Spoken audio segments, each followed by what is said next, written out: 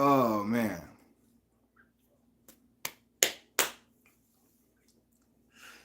What's the word, man? What's going on, y'all? Machiavelli Mills TV.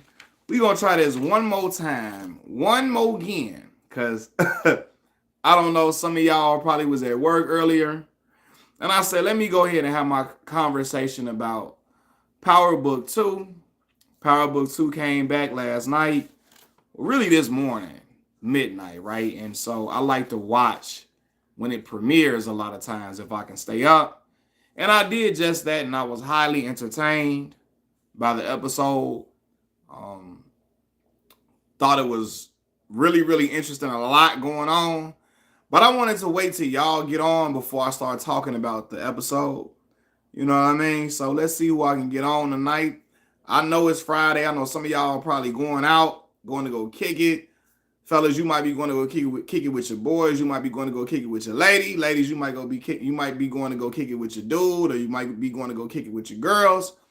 So I don't know. I'm gonna just see whoever I can get on here. We gonna talk, y'all. We gonna have a conversation, man. We gonna talk. But I know a lot of y'all might be off. So let's see. Let's see what we could do tonight. I tried earlier. It wasn't hitting on nothing. So I said, let me come back. I'm going to have to regroup and try it one more time. If at first you don't succeed, you're going to dust yourself off and try again. Let's see how many people we can get on. What's going on, y'all? What's the word, quarter bird?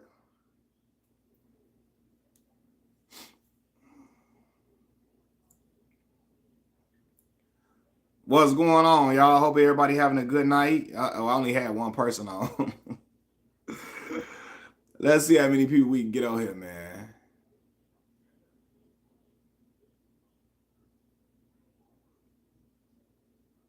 Let's see how many people we can get on.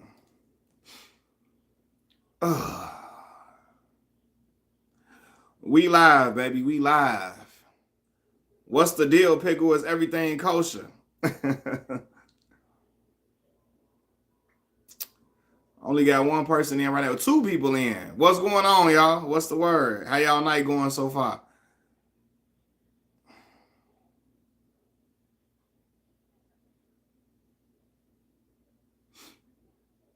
I'm going to see how many folks we can get on before I start chatting it up. Before I start being a chatty. A chat machine. 10 people. What's going on, y'all? What's the word, man? How everybody doing? How y'all night going so far? Talk to me, man. I'll talk back. What did I say? Powerbook? Did I say Powerbook? Let me see. I hope I named that shit right. I mean that stuff right. What I got? What do it say? What I named the chat? Is it Power? Do I got it as Powerbook? I hope I ain't named that wrong. Let me see.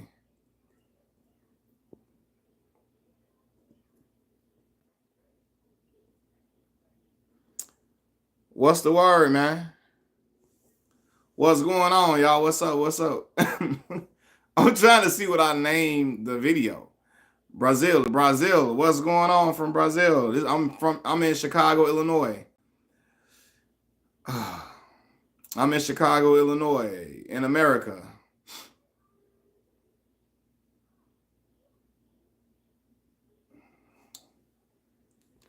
All I speak is English, man. Unfortunately.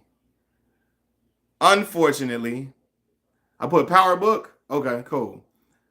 Yeah, so Powerbook 2 is a show. Y'all know if you ever heard of the show Power. I don't know if you ever heard of the show Power with Omari Hardwick.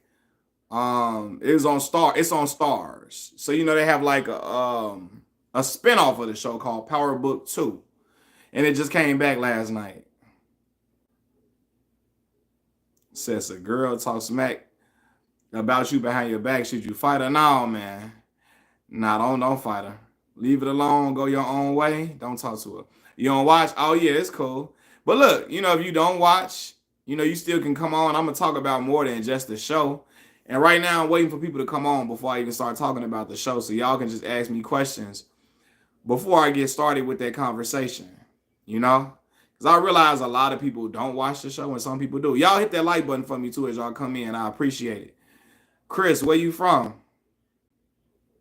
I appreciate you, Chris. Jacob, what's going on, man? Where y'all from? Yeah, I watch NFL. Look, so I'm not my TV acting crazy right now, my cable, but I know Green Bay is playing the Eagles right now. Who winning that game? Green Bay?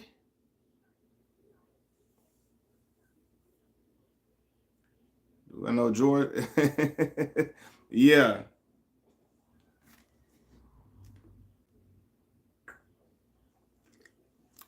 You say you don't know? Okay, I thought you were watching the game. Los Angeles. Oh, right. I remember, bro. I remember you, man. I remember. My bad, bro. I be trying to remember a whole lot of different things, man. How you been? I've been good, man. I can't complain, man. Chilling out. My daughter just started school this week. My son started 2 weeks ago. So yeah, I look fresh. I appreciate it, man. I'm trying. What going on? What going on, me brother? Hold on. Big up yourself on the live stream. Day. Hope you live.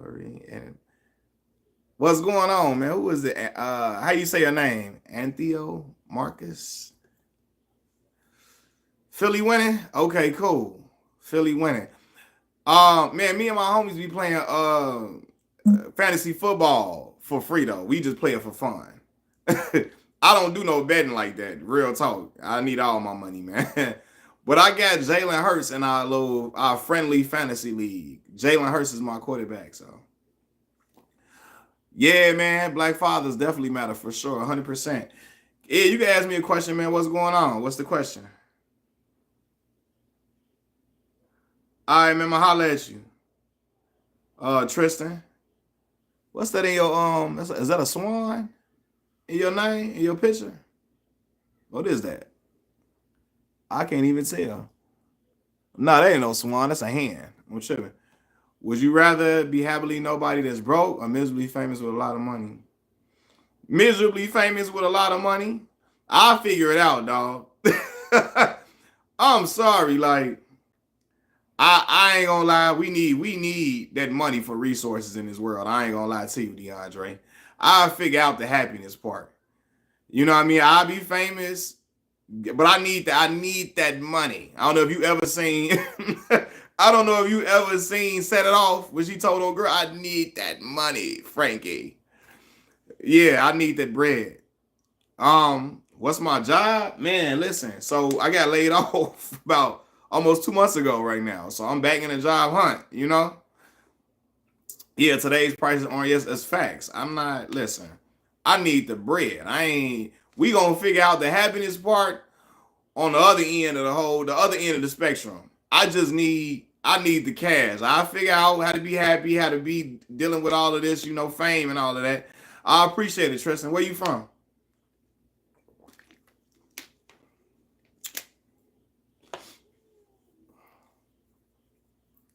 Yeah, so look, any of y'all in here watch Powerbook too? I'm just trying to see. How many do y'all watch Texas? I'm in Chicago, Illinois, the South Side to be specific.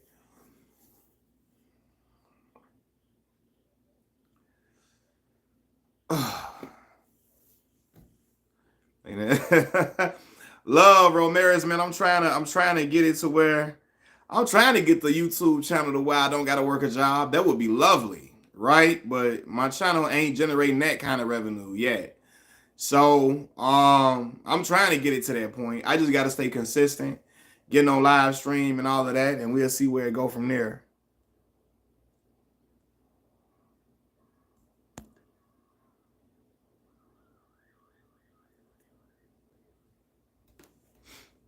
Yeah, man. So yep, that's really what I'm on, man. Yeah, mom be coming here saying crazy stuff. They gotta get the boot. You hear me? You watch Undertaker or who used to do the big boot? Hulk Hogan. Even though Hulk Hogan be on that Hulk be on that, he be throwing that N word around a lot. How my day, man? My day going well, man. I can't complain. It's Friday. I'm chilling out talking to y'all, man. So I'm just glad to be talking to y'all, man. For real, to be honest with you.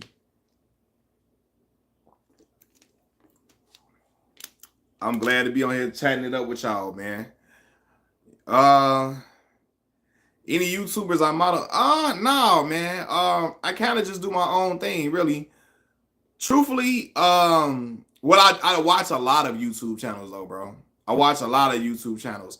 I just try to do a mix of different things. I'm gonna get my boy Miss A. What's going on? I'm gonna call my dog today. My boy Kiefer Sykes that played in the NBA. We're gonna get him on here, to interview him. I'm gonna get him to get on a live stream with y'all. One of my best friends played a half a year with the Indiana Pacers. I told y'all before. He actually got a movie on Amazon Prime called Chi-Town. That's my dog. You can see me on the couch at the very end of the movie too, in there, right? I got a documentary that documents his Ticket TV, Ticket. I've been watching Ticket for he a LeBron hater, but I've been watching Ticket. I started watching Ticket like 2016ish or something like that, right? 7A Sports TV. He talk a lot of boxing. I'm a boxing fan, so I watch those channels. I watch man, a lot of different platforms, bro. Like who else? I like a lot of. I mean, I watch Shannon Sharp stuff. I watch the Vlad TV interviews, even though I don't agree with certain things Vlad say. I like he gets people on there that sometimes I haven't heard from in a while.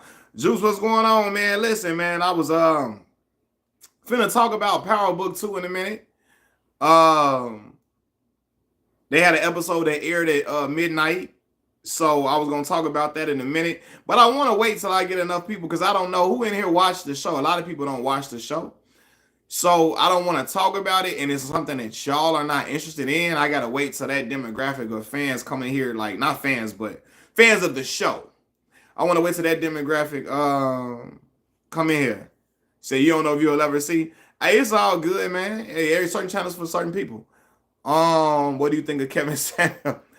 Honestly, interestingly enough, Kevin. Me and him in the same fraternity, Kappa Alpha Psi Fraternity Incorporated, actually. Let me sort of, you dig.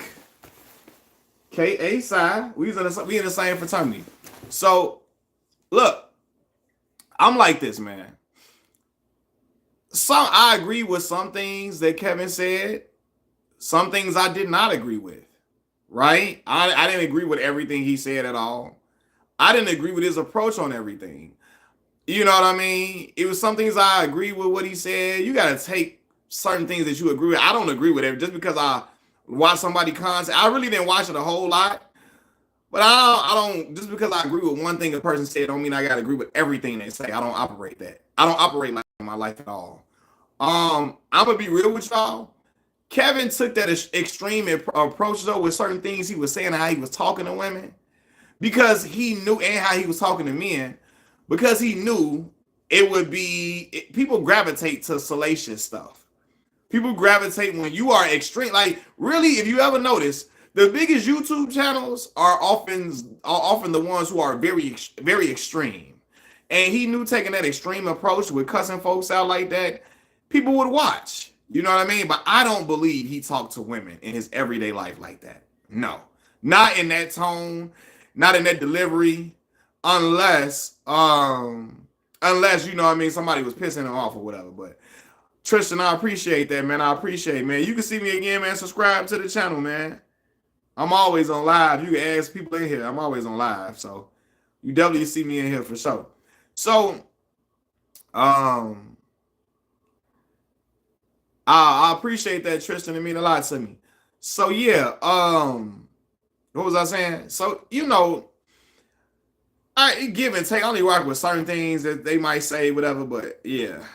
But yeah, me and Kevin the same part of the same fraternity I'm a part of. You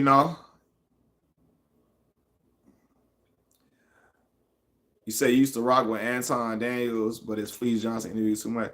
So I'm gonna be real with you now, Chris. People be telling me Anton Daniels be on that Uncle Ruckus behavior. I heard he be on that. He say with the hand, what's up, man? I heard he be on that old black people ain't nothing but victims and trying to down black folks. And, he be on that Larry Elder type talk, I heard. So yeah, if he on that type of time, yeah, I can't be on there over there on that channel, man. I ain't gonna lie though, I watched that. I watched those type of videos just to see what ridiculous stuff they gonna say. All right, man. I'll holler at you later, Tristan. I be wanting to see. Because I don't just watch channels that I agree with. I watch channels that I disagree with. Right? Just so I can see. I always kind of like seeing other perspectives just to see what they be talking about.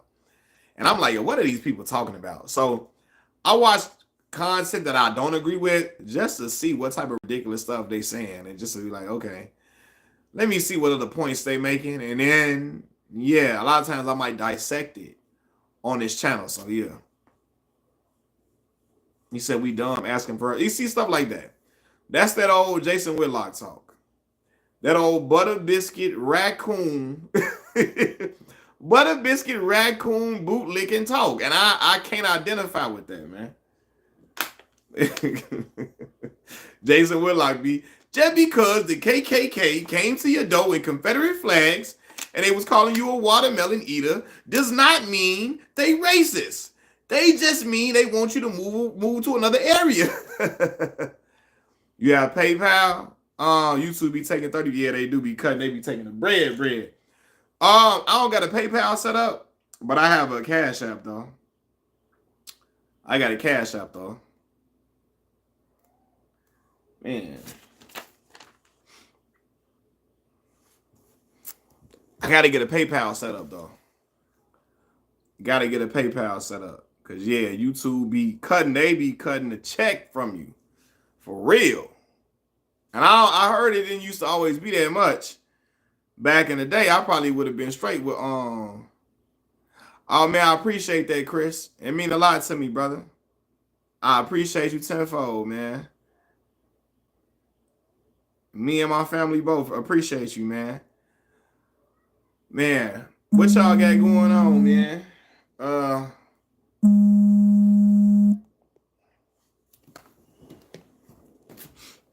Hold on.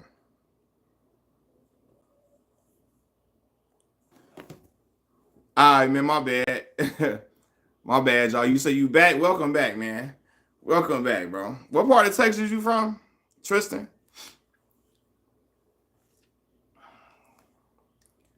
What part of Texas you from? Man, Chris, love, brother. I appreciate you, man. That mean a lot.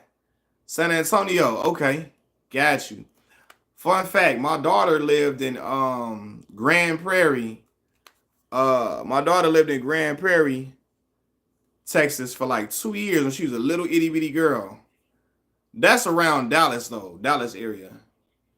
So I don't know how far Dallas is from San Antonio, but yeah, Chris, man, that's love, bro. I appreciate you 1,000%, man. You know what I mean? Y'all can ask me questions too, because I don't think I got nobody in here that watch Powerbook too, so we could just have a conversation.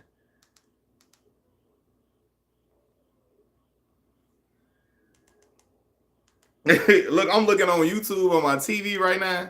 I can't play nothing because I don't want to get copyrighted, but the copyright restriction, which will demonetize the video. But I be looking at some of these people be saying they ain't never seen Friday before. I be wondering, y'all on here acting like y'all ain't never seen Friday for these views.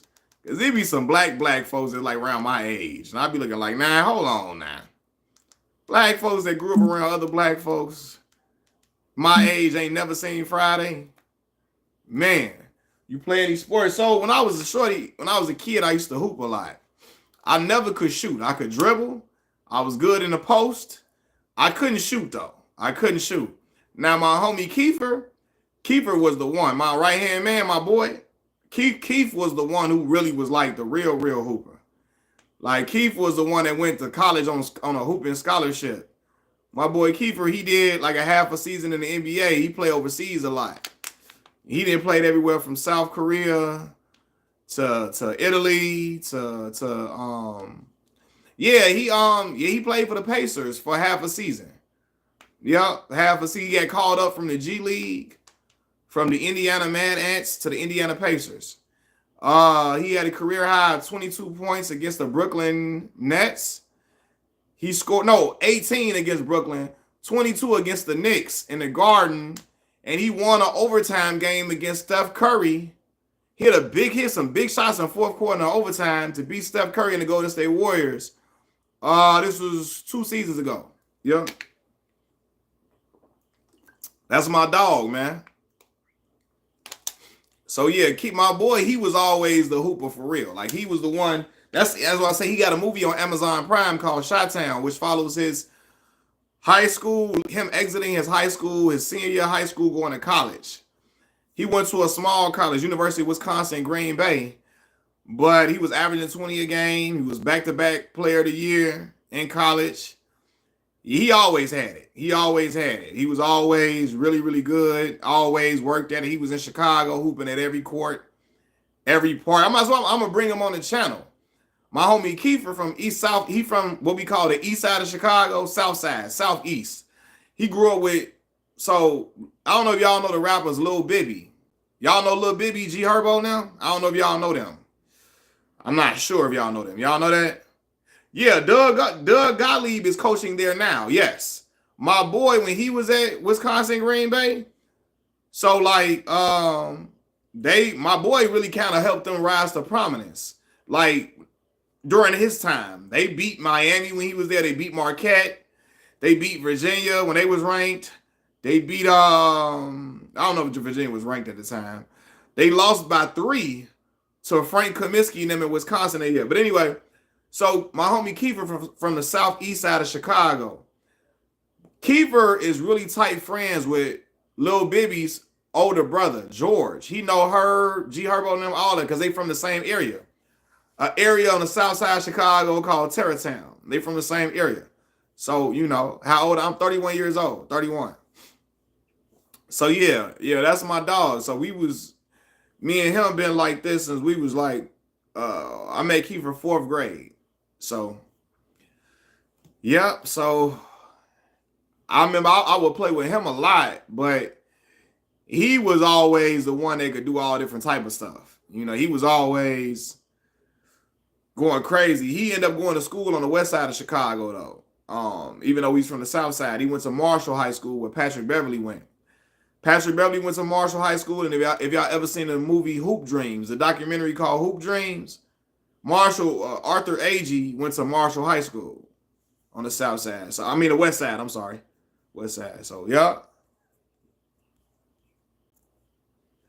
Yeah, man. So we was all throughout this. I had a lot of my friends. One of my other boys that came on the channel, he played Division II football collegiately, got a scholarship to play D2 football. Yeah. So,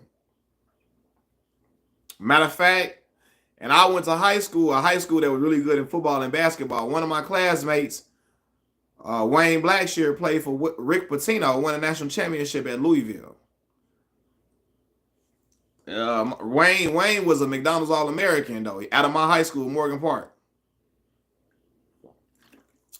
I used to watch Hoop Dreams. And, Crooklyn, yeah, for sure. Oh, man, get to your homework, bro, man. I appreciate it, man. I'm going to be here for a little minute, so I'll still be on. If not, I'll be on tomorrow for sure, if I'm not on when you get back on. So it's all love.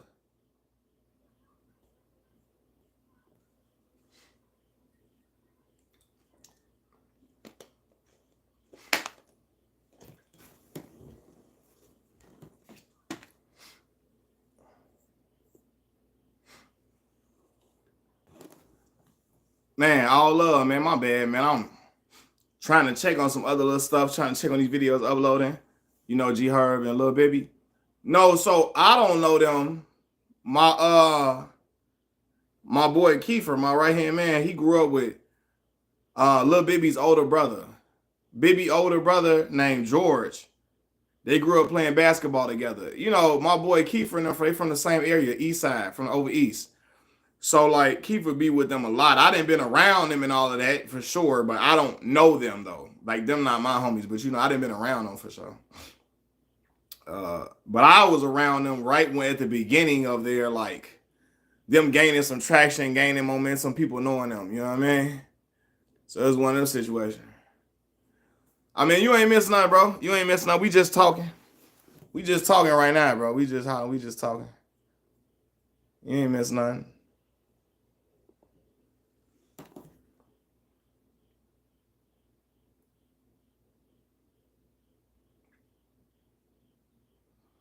Yeah. I was gonna talk about Powerbook too, bro. But I don't think a lot of folks ever seen it, man. I mean, not ever seen. I don't know if a lot of people watch it in here, and I don't want to start talking about a show that people don't watch for real. Like, you know what I mean? And I don't want to, because then it'd be a waste of a live stream. I'm talking about a show that people don't really watch. So I ain't gonna do that. You always see Lil Reese downtown? Yeah. So, hey, my college roommate went to high school with Reese at CBS. So, yeah, you trying to grow them? Nah, I ain't growing the dreads. I'm finna chop this down a little bit, man. We gonna keep it at a medium length, Miss A. I'm gonna chop it down a little bit, to be honest with you. Yeah.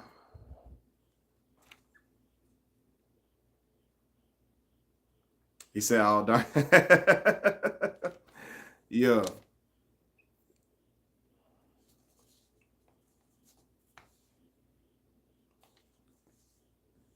Do you think people are genuinely nice? No. Nah, everybody want to raise the same way, bro. To be honest with you, I'm skeptical of everybody when I meet them. Just because of growing up in Chicago, growing up around some people that be on some BS. So I'm skeptical of everybody. I have to observe people for a minute before they really become my friend.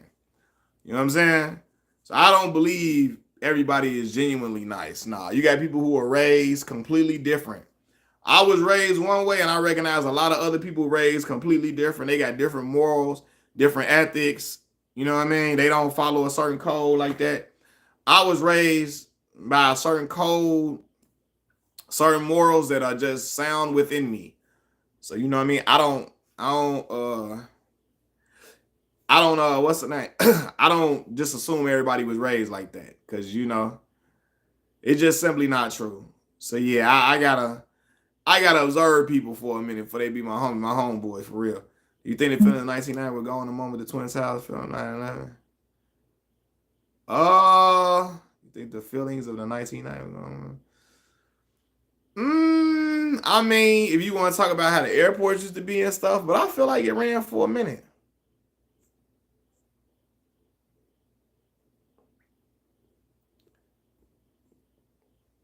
Have you ever been to the West Coast? Yeah. So San Francisco. Y'all want to know something? It's so crazy. My sister been in LA for the longest. I ain't even been out to LA to go visit her. She always come to Chicago to see us. I see.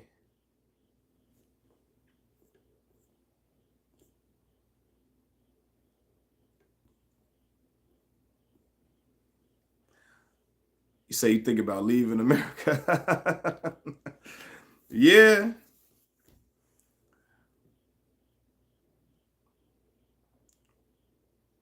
Am I married? Nah, I'm not married, man. No. And so everybody's over the edge. You say, nah, man, I'm gonna stay here, man. I believe the world of genuinely nice society went down in 9/11. Yeah, I mean, but I'm gonna be real with you, man. Frankie, like, I didn't believe the world was genuinely nice before then. And honestly, because like I would watch the news a lot with my grandma and with my dad and stuff like that. So I saw the harsh realities of the world at a young age. You know what I mean? So like, I don't know, man. I never really thought. I knew my people was good people. Um, Been a doggy dog. Yeah, yeah. I knew my people was good people. My people I was around and grew up around, but yeah. You just never know. Listen, I remember when I was a shorty, I was probably like 5 years old. Let me tell you when I knew people were brought up differently. Because we was always in the hood, but again, we was raised off love. raised off love, and we wasn't raised off survival. You know, so and even though we was in the hood, like I was being taught right by my mom, by my dad. So I didn't have certain stuff wasn't in me. I remember we went to this summer camp. The summer camp was right across the street from the Robert Taylor Projects. My auntie and them was staying in the Robert Taylor Project housing. So we would get babysat by my auntie, and then we would like go to this little boys and girls club. We called it the Center, across the street from the projects. Now I remember being 5 or 6 years old. You a happy little kid. So I'm like, man, my sister, I told this one dude, I was like, my sister's birthday. We like, listen, we 6 years old at the time. I just randomly told this dude, like, man, my sister's birthday was yesterday. And the dude turned around and told me, I don't give a fuck. Mind you, we 6 years old. We're 6, 7. Like this little boy said, this little itty bitty boy said this. So that's when I knew shorties was raised completely different. Like we were living in the same areas, but we all raised differently. So from that point, I knew where I was at. I knew where I was at, where we growing up at. I knew some shorties raised differently. My household was conducted completely different than other shorties and other people in the hood. So I had to move with that understanding. Like, hey, everybody not gonna be like mama and my sister now. You feel me? Everybody ain't gonna be like my cousin now. You know, so yeah, it's just I had to operate accordingly.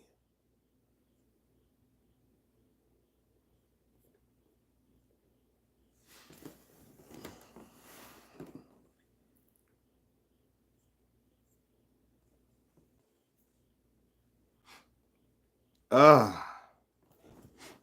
See, I bet that maybe we were young kids, but I really think life before it was a glorious time. Now, I'm not saying those weren't fun times for us as kids. I agree. I agree.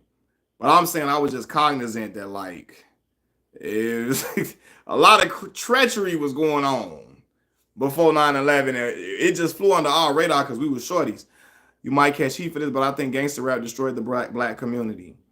Now, listen, man, I had a conversation about this on a regular video that I made, right? And so, I mean, I understand you saying that.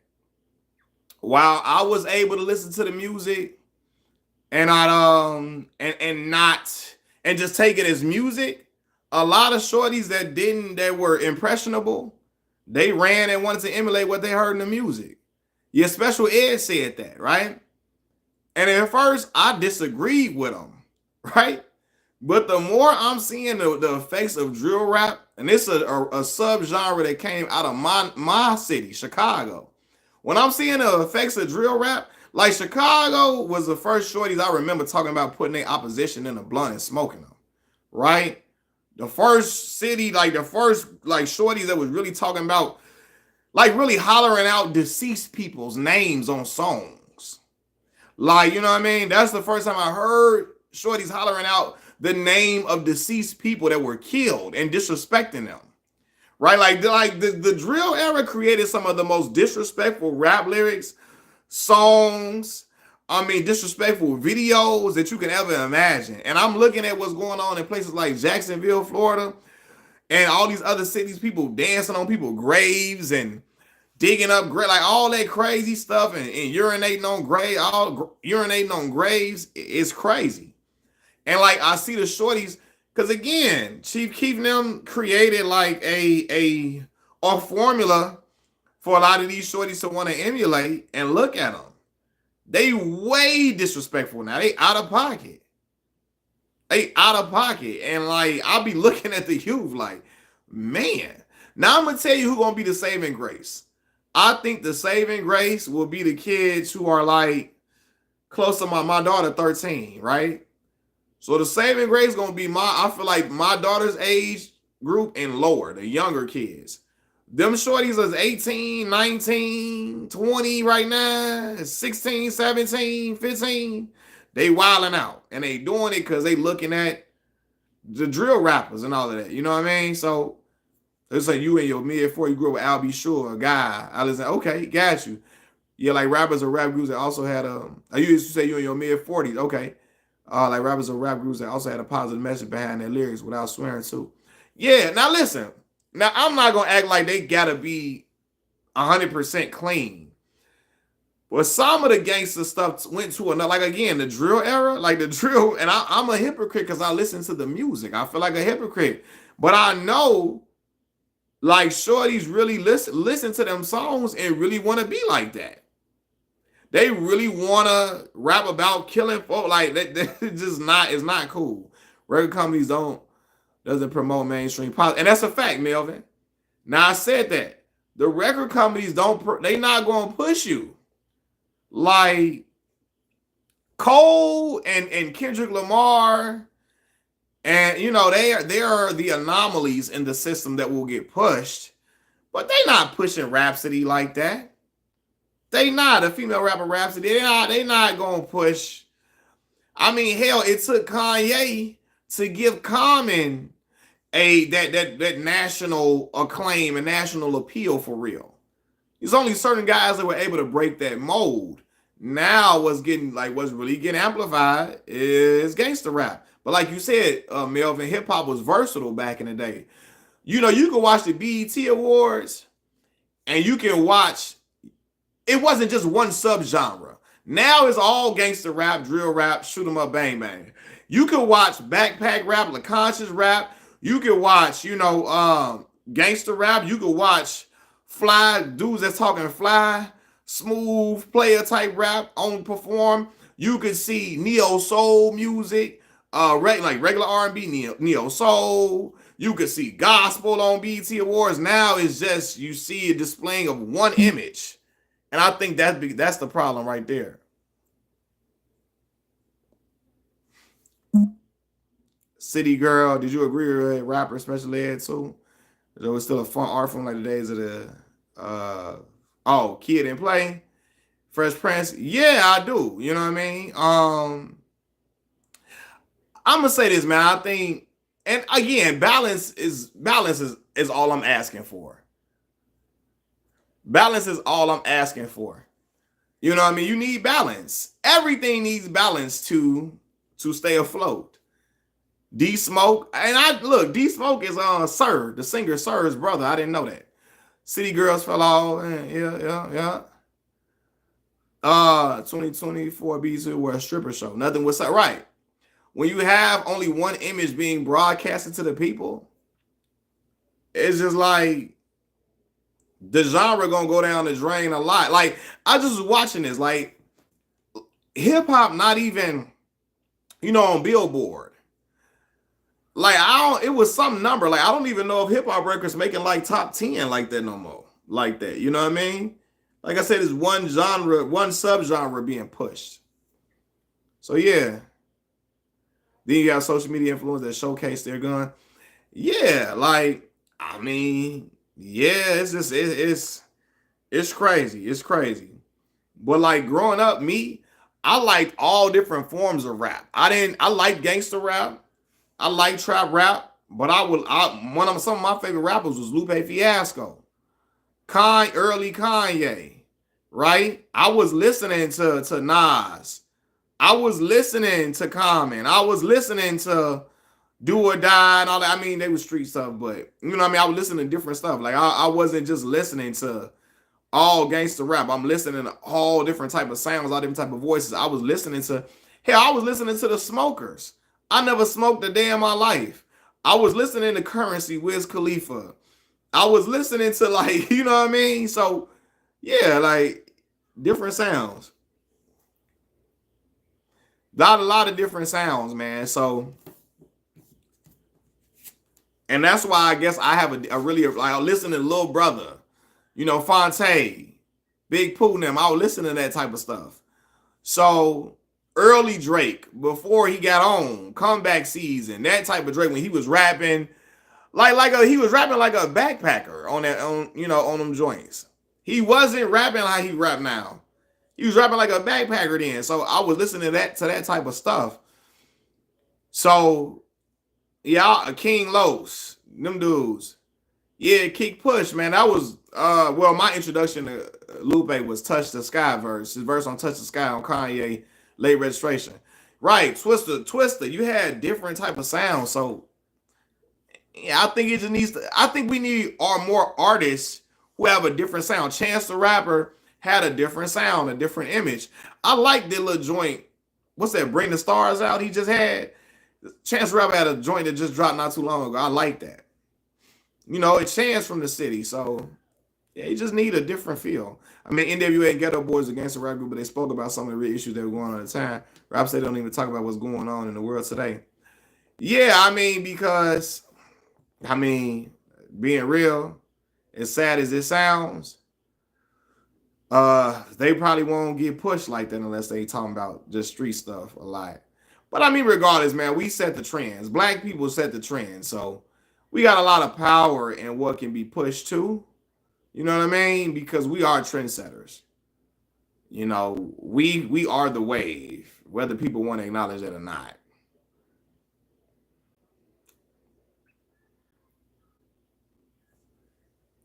Great underground. Yeah, great underground R&B singer, man. Let me know some, man. I love R&B music. I ain't really hip to like the new R&B people like that. Y'all gotta put me on to some great underground R&B singers, man. I remember I used to listen to a dude named Vito. What's his name? Vito?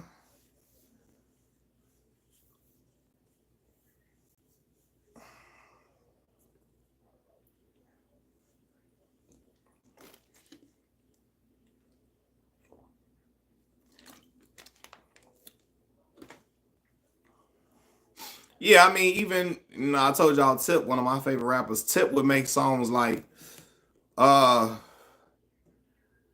do just doing my job. Jeezy would make songs like Don't Get Caught. Um yeah, so explaining the harsh realities of what happens when you live a certain lifestyle. T.I. had a song called The Dope Man. Yeah, you get flying all of that, but you can go to jail for a very, very long time. Your life could be over with when you live in his lifestyle. It could be done. All Lucky Day, I've heard of him, but I haven't listened to him for real. But I've heard of Lucky Day for sure. I gotta check him out. Avery Wilson. I think I've seen him before. I think Erica Badu shouted him out before. Cleo Soul. Okay, I gotta check Cleo Soul out. Snow. I like Snow Allegra. White girl be singing, fam. I ain't gonna even hold you. She be killing it. She had a song called Whoa. Man, that's the joint.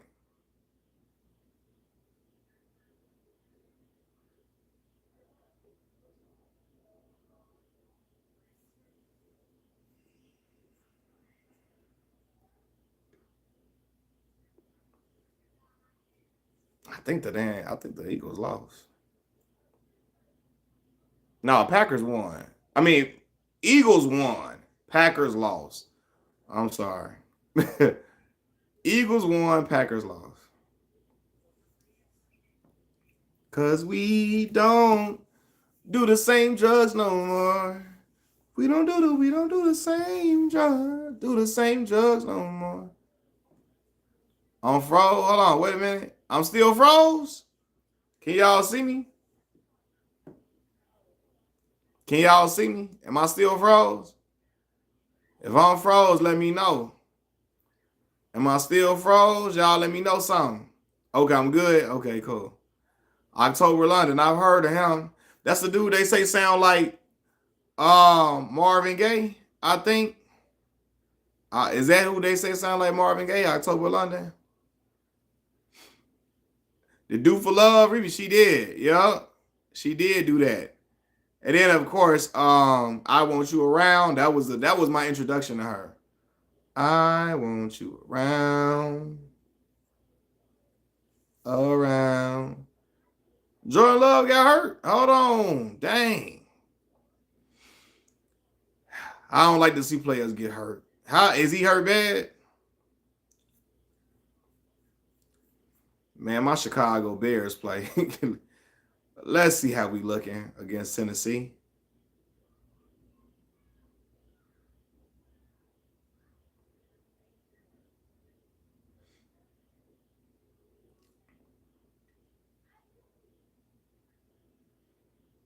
It'd be so crazy. Like some of y'all comments be coming in late. They be coming in late. I don't know why I do that. I don't know why I do that. But yeah. Miss A, you watch Power, don't you? You watch Powerbook too. He from South Bend. Jordan Love from South Bend. Jordan Love from South Bend, Indiana.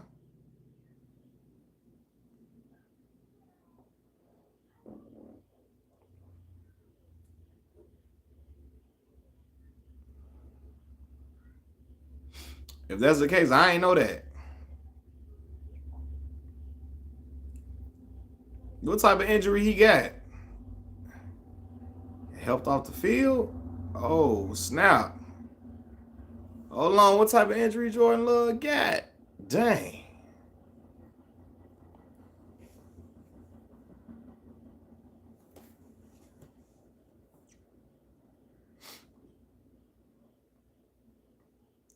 Man, I've been to South Bend. When my cousin was playing in the Big East at West Virginia, we went to go to South Bend to watch him play because South Bend close to Chicago. It ain't far. It's not far from Chicago. So we went to go, got up in the truck to go watch my cousin play his freshman year at West Virginia. West Virginia played them. Notre Dame, it was cracking up in there too, boy. They had like the Halloween, y'all know the Michael Myers Halloween sound. Oh, October London is from South Bend. Okay. Got you. October London. Okay.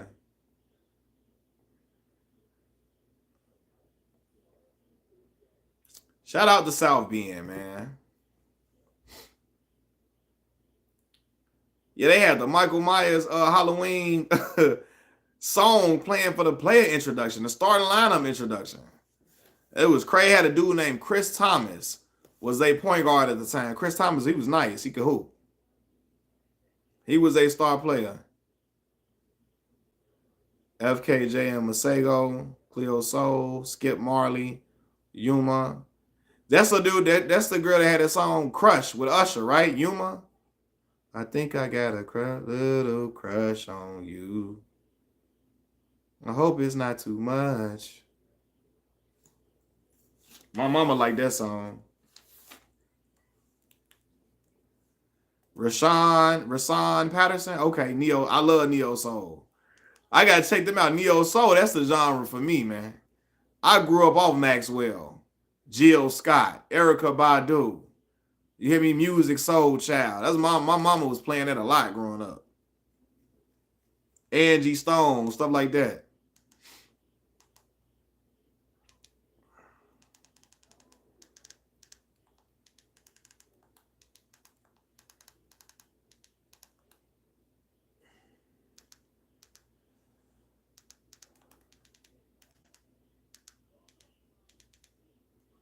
Raheem Devon, boy, I was just listening to yeah, Crush. Yeah, I know that was Crush. Yeah.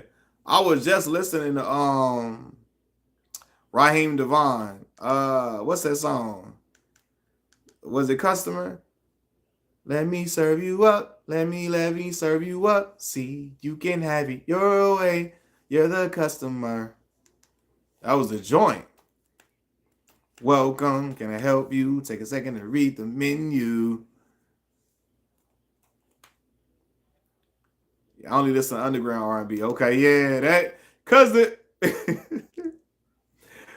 R&B now be sounding like rap, man. Bilal, yeah. R&B now sound like rap. Do you think Jacquees? Man, no.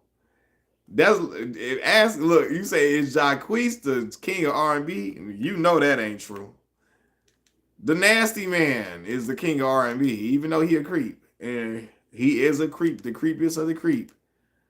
The music that he made, you know, he's still a king of R&B for real. You know, he's still a king of R&B.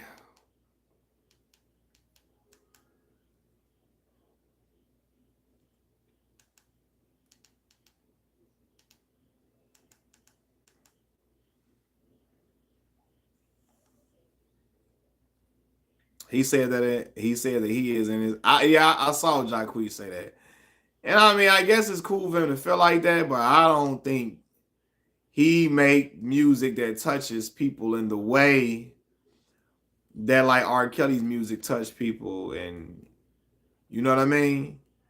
It touched people in a different way. And I'm gonna say that even though I hate the person that he became and was doing all that nasty stuff, especially as a father of a 13-year-old daughter, I don't condone none of that. But musically, like I always said, he has songs for every part of. I mean, he had a song for every event of, especially for black folks. He had a song people were singing at graduation, "World's Greatest," "I Believe I Could Fly." He had "You Saved Me," a gospel song. "Step in the Name of Love," a song for black folks to step off of. And you know, Chicago, people love going to stepper sets. He had love making songs. He had songs about relationship troubles, all of that. So yeah, he had a song for every type of situation. One of the R. Kelly feature. Yeah, Usher is fantastic. Usher fantastic. Like again, I grew up off Usher, so what's it say? 8701. 8701. Yeah, 8701. Listening to yeah, Mary J. Blige. Yeah, for sure. Queen of R&B. Yup, Mary J. That's another Mary J. Another one. Again, I grew up cleaning the house. Your mama get to playing Mary J. We got to clean the house up. You feel me? Either we clean the house or it's a party. Cause she had party song. Listen, Family Affair. Black folks love Family Affair now. That joint, no hateration, holleration in this dancery. She was making up words. Black folks was vibing off that joint, man. Jacquees remix Donald Jones, "Where I Want to Be" was good. I didn't. Okay, he remakes my Chicago brother joint. I ain't know that. Hey, I do like this young dude named Blast from California. I know Michael Jackson is a standard, but Usher is closer to MJ than any. Yeah, listen. I believe that they gonna. I mean, Chris is a hell of an entertainer, and you know, great singer and all of that. Mariah get a lot of love, but would you call Mariah strictly R&B? It was like pop too. You know what I mean? She had like pop songs too. Would you say that? You know, but Mariah was an outstanding voice. I love a lot of Mariah songs. Now, when she got with Jermaine Dupri, because you know when she made a comeback, she had to go to Jermaine. Jermaine had to bring her back with black folks, right? The Emancipation of Mimi, when she had Shake It Off, We Belong Together. Jermaine Dupri them writing them songs for her, right? When you had what's the other song she had? What's that? It's like that, all that. Yeah, it's like that, y'all. Like that, y'all. Like Jermaine was penning them songs for her. I like her feature. Tupac song. I still play My Life. Yeah, that's my life, bro. My life, my life, my life, my life. In the sunshine. It sounds like she talking about God, like real. I mean, not God. I mean, yeah, it is. It's definitely about God. My life could be like a gospel song almost. Definitely, she talking about God, but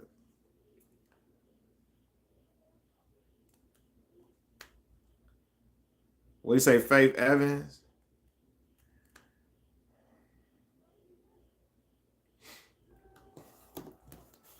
Yeah, I don't know, man. That R&B from the early 2000s, late 90s, or mid 90s. You had all them groups, man. Total, In Vogue. You hear me? You had Escape. All them different groups, man. Who you think could blow better, Faith or Mary? Faith could sing, man. Ah, man. Golly.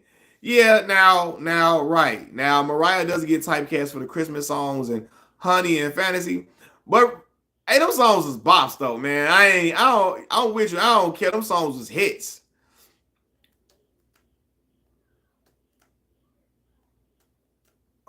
But yeah, man, who I think is singing better? Faith or Mary J? I don't know. I don't know, y'all. Who y'all think, man? Who y'all think? Mm. Yeah. Okay. Yeah. I say Faith probably a better vocalist. Yes, but Mary is a better artist for sure. She got more hits. She got more hits. Faith could sing for real.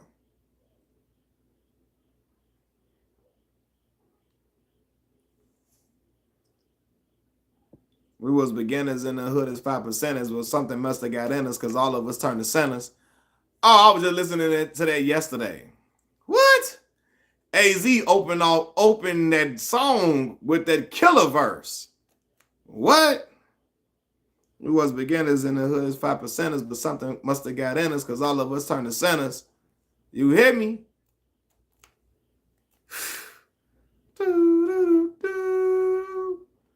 Hey, look, that yearning for your love sample. My heart is yearning for your love. Can't keep running in and out of my life. Mary J is my favorite artist, but Faith could blow. Yeah, Faith could blow for real. Brownstone. Man, you just said the name. You just said the group. Brownstone. Say it. I remember your boy Tory Lane sampled them on that Say It joint. I used to like that joint. Woo! Listen, dog. Whitney. But I was just listening to Tina Marie. First of all, Square Biz. I'm talking Square Biz to you, baby. Square Biz. And that Portuguese say love. Why don't you say it? Won't you say it? Won't you say it? Portuguese say love. That's the joint. Oh, baby, I. What? Tina Marie, hold on, Tina. I ain't gonna let you go that easy. You gotta say you love me too. I ain't gonna let you go that. Come on.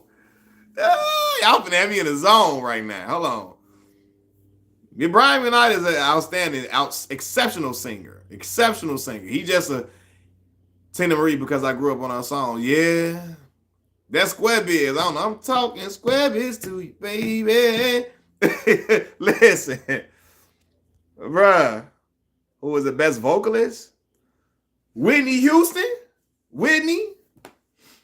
Probably Whitney. What's good, young bro? Oh, man, what's up, man? I appreciate you, man. I appreciate you for sharing the live. Oh, baby, I. Yeah, that. Tina Marie was getting off. She was floating. Patti LaBelle or Gladys Knight? So I'm gonna say Patty because my grandmama would go. My grandma would get ready to go to the boat. You know the boat is the casino for all the black folks. I'm finna go to the boat. Every time my grandma would get ready to go to the boat with my granddaddy, she'd be in there getting ready, listening to that Patti LaBelle. Man, he said that's your jam. Man, listen, for real. That joint sound good. She was floating on that song.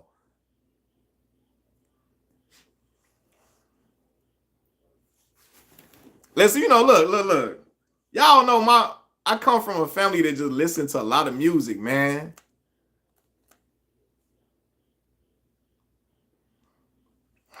Diana Ross or Sade?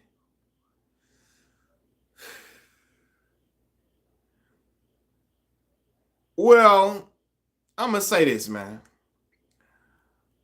I might be the wrong person to ask that question, just because my mama was playing a lot of Sade.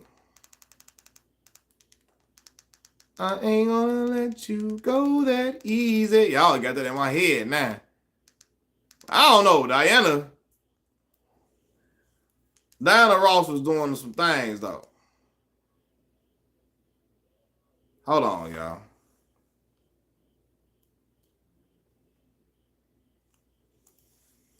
The Isley brothers are Earth.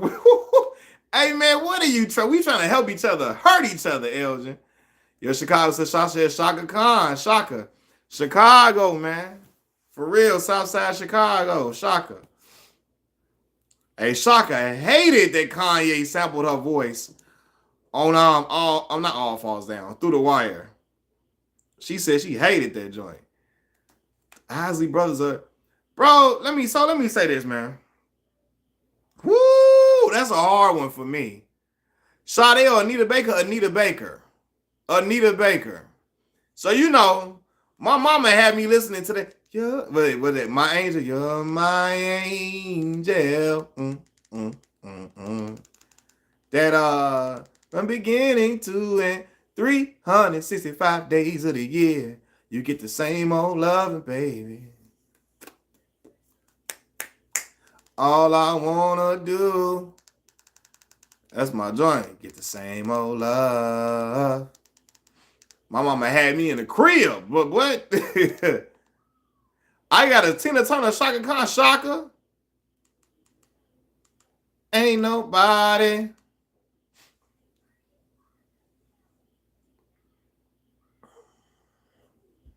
Y'all, yeah, listen, man. Anita, listen. I got the OJs and the Isley. So, first of all, listen. So, I always tell people, if a rapper want to make a hit song, the cheat code that they do, sample the Isley Brothers.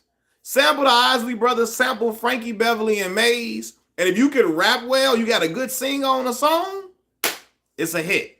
If you can rap, if you can just flow well on the beat, and you got a great singer on the hook, good. Yeah, that yearning for your love. Come on, boy. Listen, I think it's time for us to stop messing around. What? My heart is yearning for your love. Uncle Charlie was in there going great. Uncle Charlie, boy, was singing like rent was due. You hear me? First of all, I love the Gap Band. You dropped the bomb on me, baby. Hey, we were just listening to, I was in the car listening to the OJs the other day with my dad. Damn, what song we were listening to? Hold on, because now I'm finna, what song we were listening to? Oh, she used to be my girl. She used to be my girl. Smokey from Chicago? That's crazy. I ain't know that. Nah, it used to be my girl. It used to be my girl. Backstab was my joy. They smile in your face all the time. They want to take your place. The backstabbers. Man, Eddie Levert outlived his son, man. My mama loved Jerry Levert. And my dad used to be like,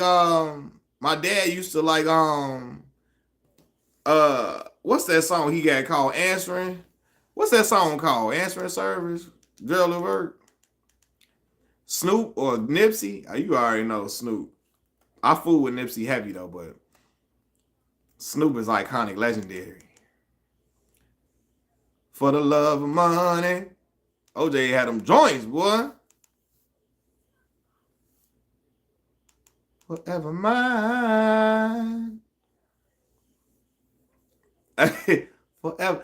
Man, listen, so this is what happened when your mother, you got an older father and a younger mother. It like evens out.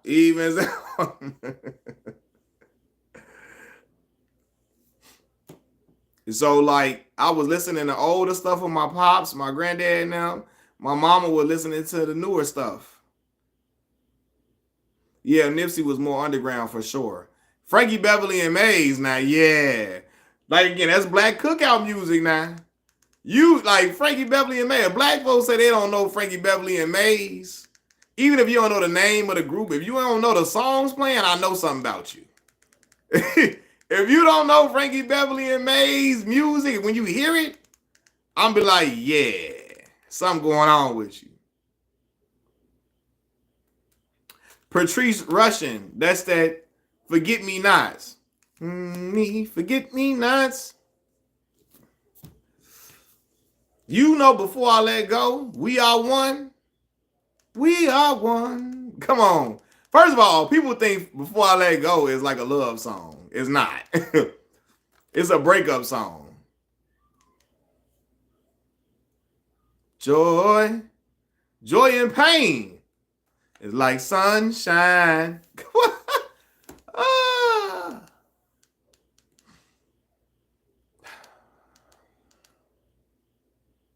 What game say? Then joy turned to pain like Frankie Beverly and Maze.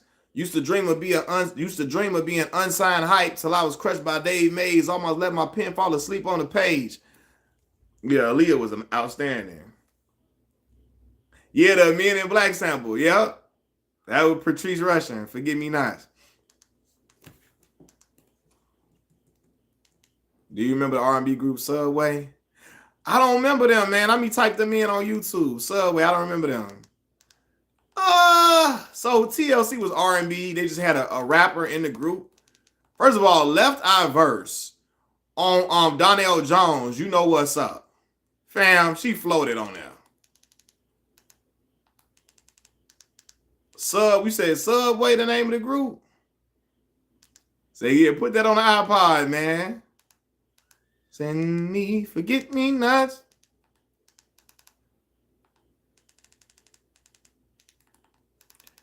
Subway group. Let me look at that group.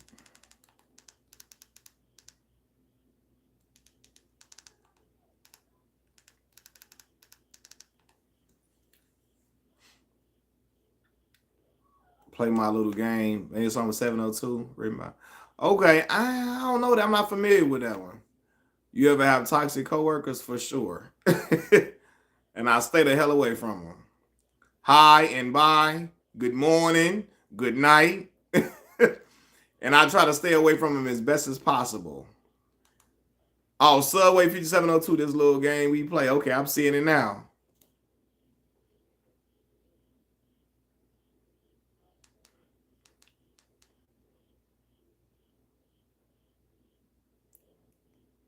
For real.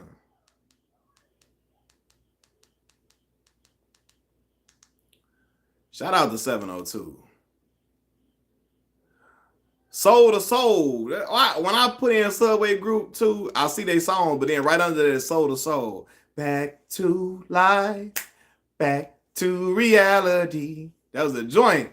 Hey, now y'all ever seen of course Belly was playing However Do You Want Me? However Do You Need Me?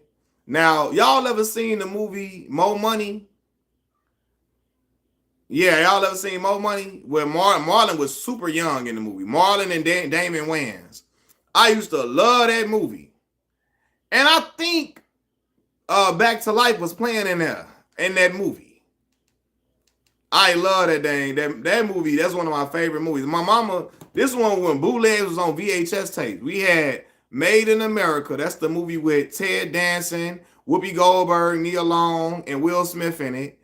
We had Baby Kids and Mo Money all on one VHS tape, right? So me and my sister, we were little. We like 6, 7 years old watching Mo Money. Nothing but the black, nothing but. I thought it was playing. It might have been in Low Down Dirty Shame. I don't know. I ain't seen Low Down Dirty Shame in a minute. Yeah, it came out in 92. You right. Before I was born in 93. My mama had it on the VHS for us to watch. I love that movie. Pay your fare. Comb your hair. Pay your fare. The group Chicago. I'm not familiar with the group Chicago. Now, my grandfather, God rest his soul, was a big Earth, Wind, and Fire guy.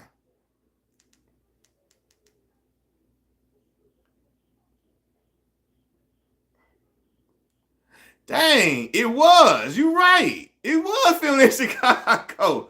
You are right. I ain't seen Mo Money in a minute. I seen Mo Money. The last time I watched Mo Money was 2020. I remember this. This right before. It was before I didn't even know I was having a son yet. They're like January 2020, last time I watched Mo Money. So I gotta watch Mo Money again. That's when I seen them eating them sorry. They was eating like spam and stuff and all that up on the movie. Old girl was Seymour in the club hollering his name. I like that Janet song did. I saw more money on DVD back in '07. I ain't even know they had more money on DVD. Yeah, that's what I used to love that movie. And then I was watching like I told y'all, Baby Kids on the Who Are Your Favorite Wayans brother character, Damon. Damon. I would have to say, no, you saying what character from the movies is my favorite? You saying?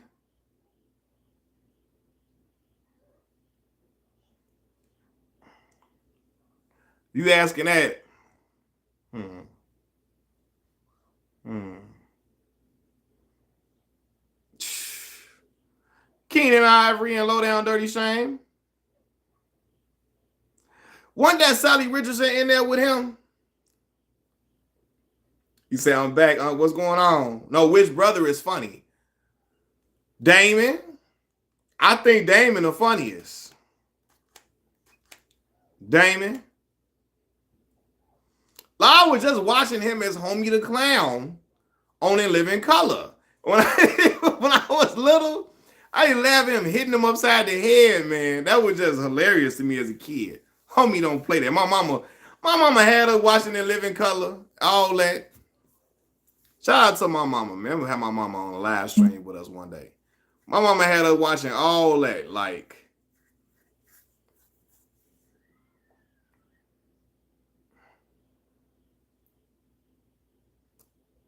Love him, my wife and kids. Yep, my wife and kids. So we ain't like the Jacksons. Damien could be Michael. Yeah. And shoot, Keenan is Joe Jackson. Except Keenan was in the field too. Keenan was in the field, man. Keenan Ivory was in the field, man. I'm gonna get you, sucker. Welcome back, Tristan. Welcome back, man. Which one is the least funniest? The least funniest to me? Least funniest.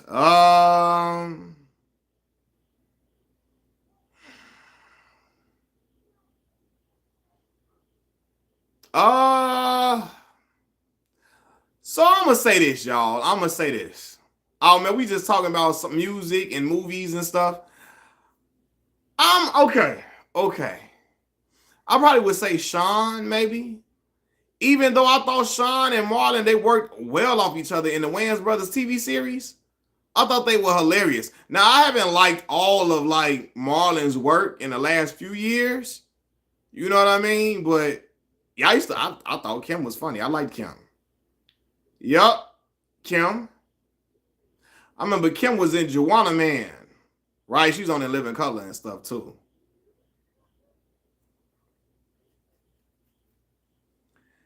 Jamie Foxx show or the Wayans brother? That is tough for me. Like I don't think people I don't think people really recognize how funny the Jamie Foxx show was. They got the W tonight. Yeah, somebody else told me that, man. Congrats to the Chicago Sky. Who they play tonight? Jamie Foxx. So, man, bro, the Wayans brothers is hilarious, but the Jamie Foxx show is hilarious. And I don't think people realize how funny it was until it came to Netflix recently and people were able to watch it. I love the Jamie Foxx show. Like, Jamie is a fool. Jamie is a fool. Like, that man would do the him and Braxton. When Braxton did the and Jamie went under yeah, that mother was hilarious, boy. I told y'all with that episode when what's the girl when one of the white woman act like she slipped and fell in a hotel and broke her neck so she could sue the hotel, you know, Jamie Foxx and their family hotel. And so she got on the stand, was like, Your Honor, I was a beautiful woman before this accident. And Jamie Foxx say, I object. And the judge say, on what grounds? Jamie say, she was all right. She was all right. She was all right now. I started dying. She wasn't all that, Your Honor. She was straight. She was cool. She wasn't all that, though. They tried the Jack Marlin's a haunted house idea. Yeah, man, try to get that boy stuff, man. Boys in the Hood or Menace to Society. Yeah, it's always something people always ask me. I would have to say, again, Boys in the Hood had the better message. Menace is one of my favorite movies, though. For as gritty and raw and unfiltered as that movie is, for as violent as that film is, I feel like that was an accurate depiction of how certain things can go in the hood when a person succumbs to peer pressure like Kane did. You know what I mean? And like was walking that line. Like, you don't get to do crazy, heinous, wild stuff and still get to live. Like, he died in the film. And he was doing wild, like, again, he was getting deeper and deeper into wild stuff. He had an unhinged type of personality at times. Well, Old Dog was really unhinged.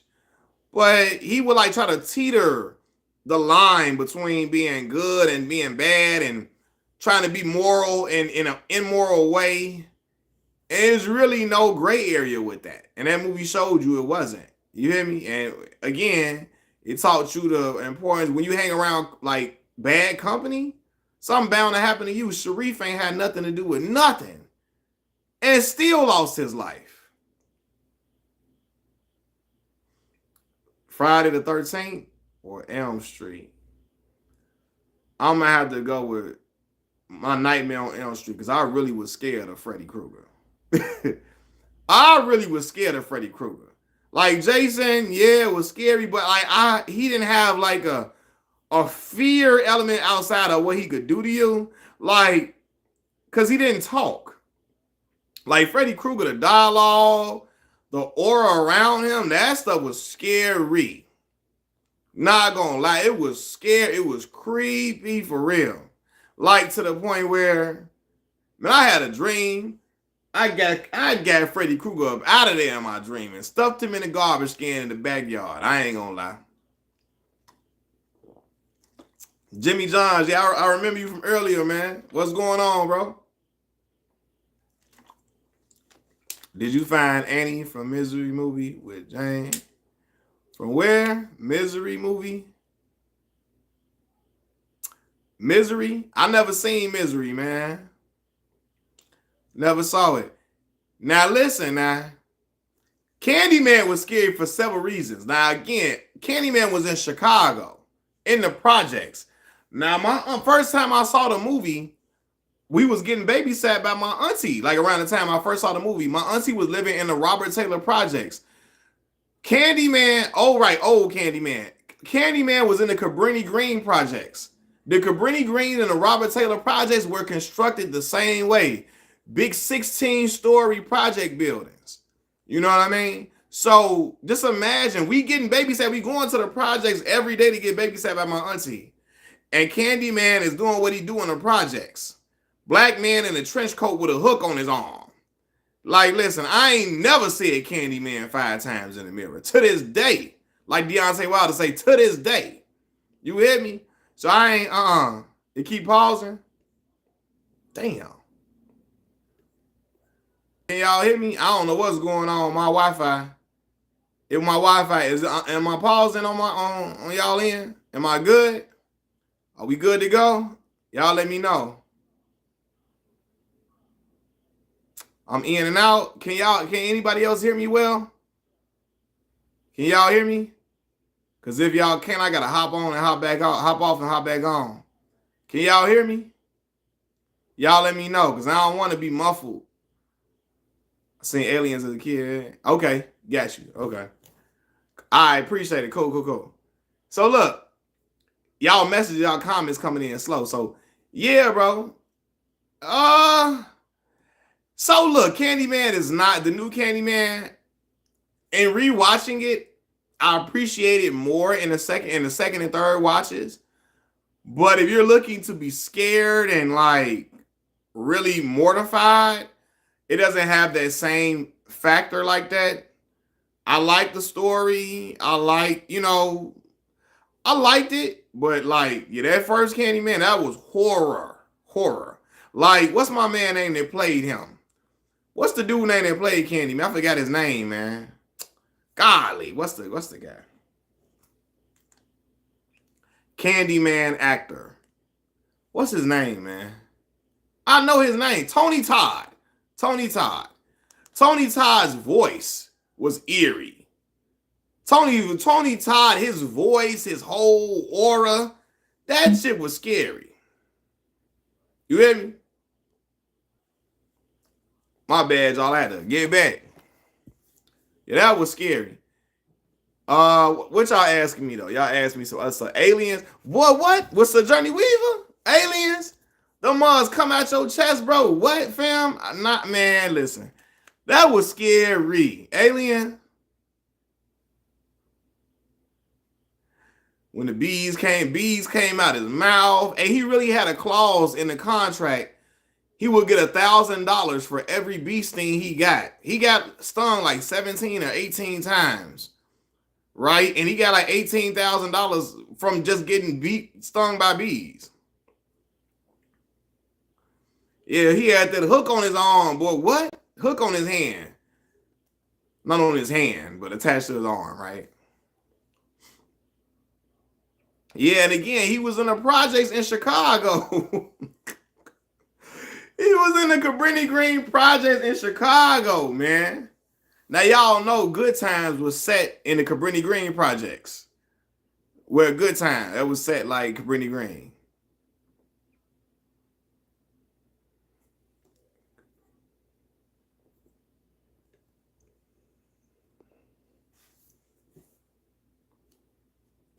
Yeah, man. He was wilding on that.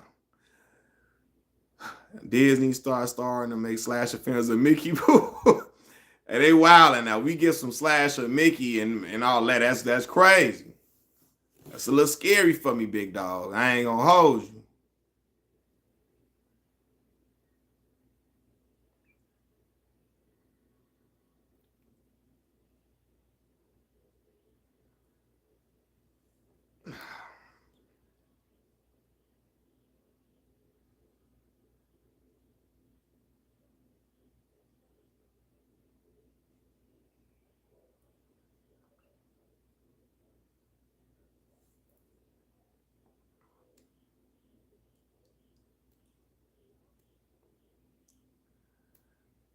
And yeah, y'all chats be coming in a little late too, so forgive me if I'm taking a long time because it ain't even coming up on the screen yet.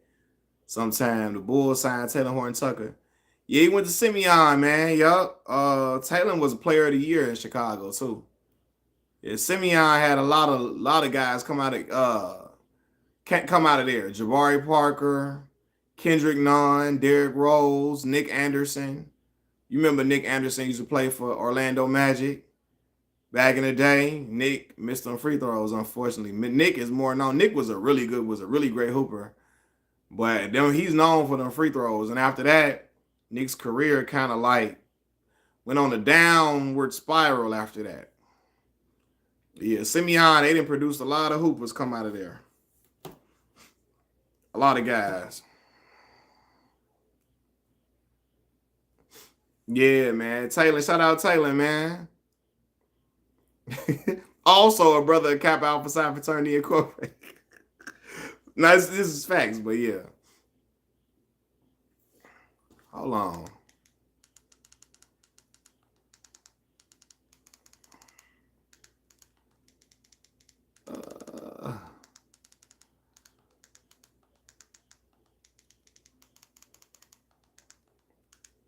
Event Horizon. I've never seen that, bro. That's crazy. I ain't never seen that. 2 papers away from graduating, I dropped out. For real? What happened, man? Why you drop out? I wish I would have known. I would have convinced you to stay in, man. Event Horizon. I ain't never heard of this, bro. Now I'm on YouTube. They talking about going to hell on here. Imperial State. What is this movie? Any tips for getting back, man?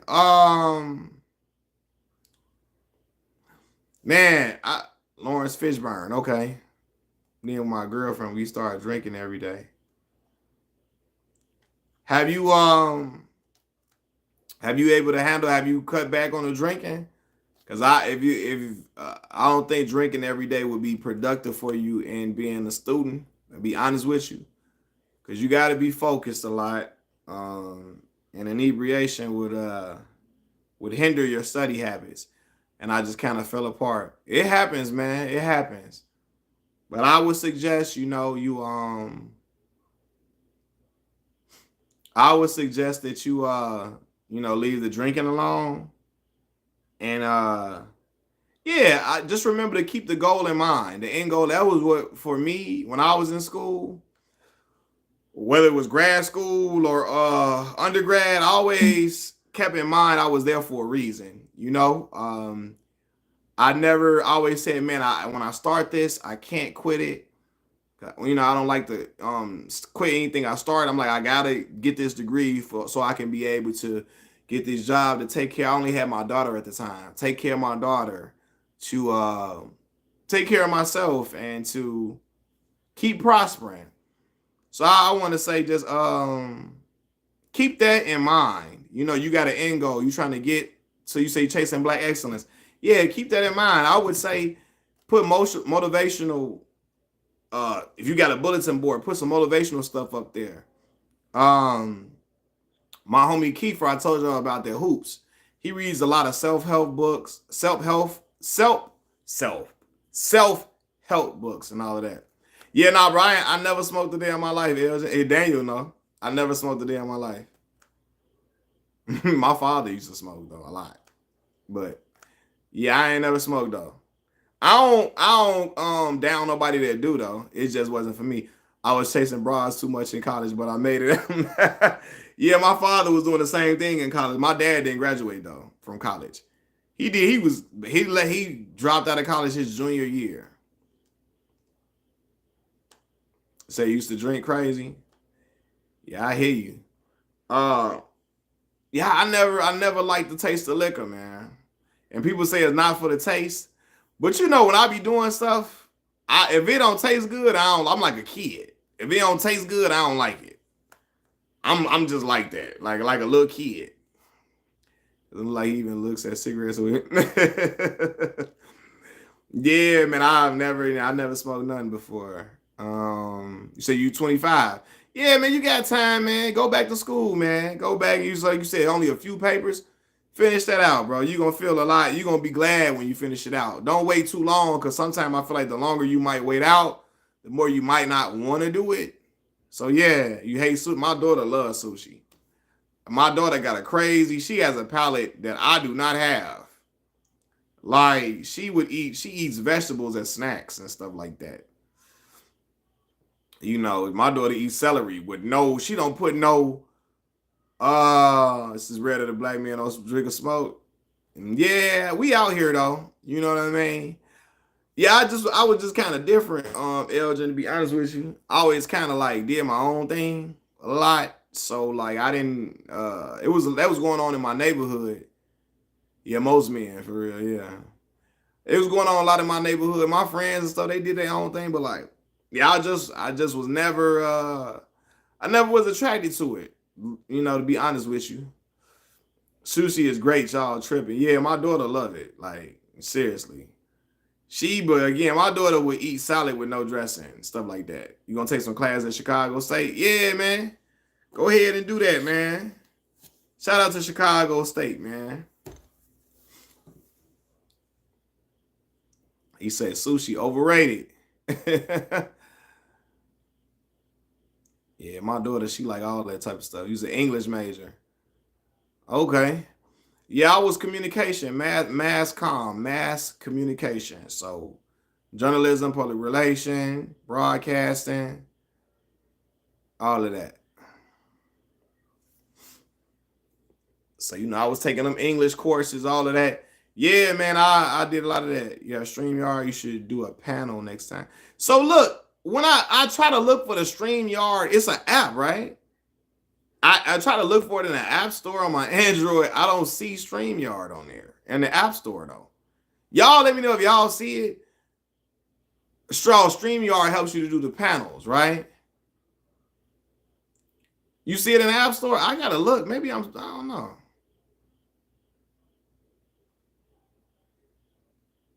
StreamYard, okay, people can like get on the panel. Yeah, I got to do that with y'all, man. I got to talk to y'all on there, man. I'm gonna try to see how I got, cause I tried to find the dang on app. It was acting crazy. Went to school for audio engineering. Okay, that's what's up. My uncle is into audio engineering and stuff like that. We could do Twitter space sometime. Yeah, for sure. Definitely could do that. Y'all can add me on Twitter, Machiavelli_15. I failed topics in literature in high school. Man, when I was in high school, man, they had me taking all these different courses. You know, I was in Morgan Park had like an honors program. I'm Carly, you going to Yale? For real? That's what's up, man.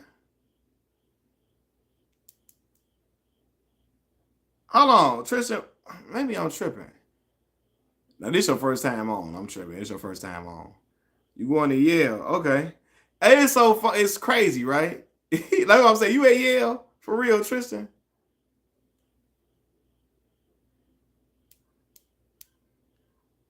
Well, he say not really too. He not at Yale. Man, I remember. Look, my homie Matthew Porter. He said I'm still in high school. I'm gonna say you still in high school.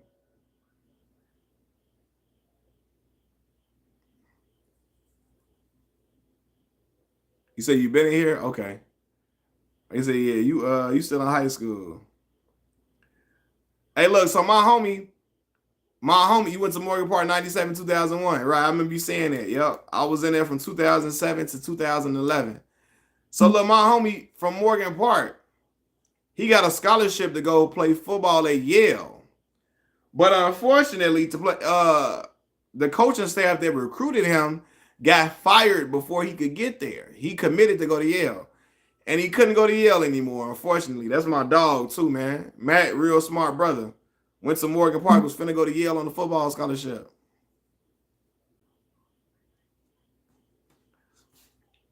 Yeah, I was in AP class.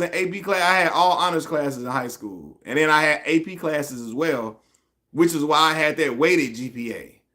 4.5 and stuff like that. Because I was in all honors classes and I had that weighted GPA. I swear, I listen.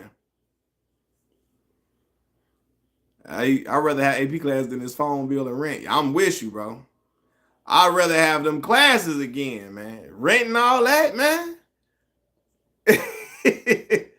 Man, that ain't no fun, big dog. No car insurance, all of that. I hated Morgan Park. You say, salute, brother. You should have went to Northwestern. Man, bro. So, peep game, man. I'm gonna be real with you, Chris. And the only school I applied to in the state of Illinois was University of Illinois. I got in. But yeah, I went to the school that gave me the full academic scholarship, bro. So when Mississippi Valley State gave me that full ride, bro, I was gone. You know, I went to the South in my HBCU. You feel me? Envy at Mississippi Valley State, baby. The alma mater to Jerry Rice, Delta Devils. Delta Devils, yeah, Jerry Rice. I went to go there. I was in special education. I was there. Yup. That's where I was at, man. Jerry Rice and Deacon Jones. Deacon Jones, Mississippi Valley State, too. I was special education. I was barely to go to school, bro. Oh, yeah, man. I think I remember you. All right, bro. I'm going to holler at you, Tristan. Yeah, I remember,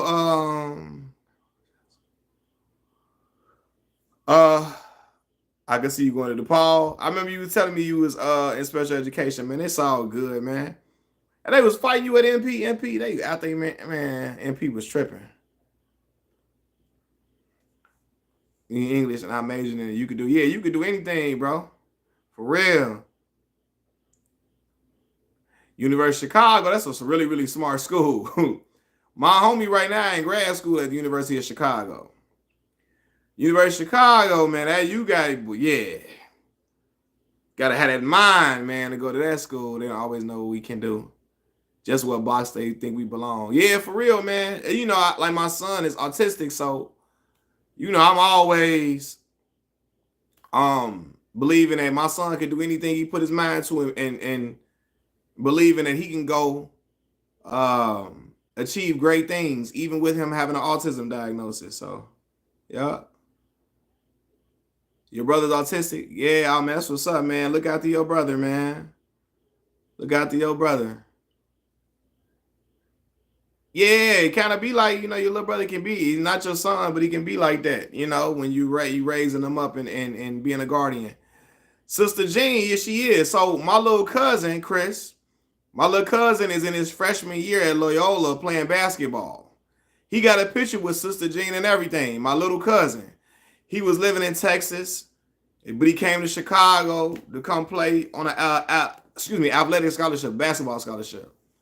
So, my cousin that I told you about that played ball at West Virginia for his freshman year, then when he went to the University of Toledo for his next 3 years after his freshman year, this is his son that's at Loyola. So, yeah, my little cousin at Loyola, man, about to do his thing. My little cousin, he tall as, you know what, he's 6'9". 6'9".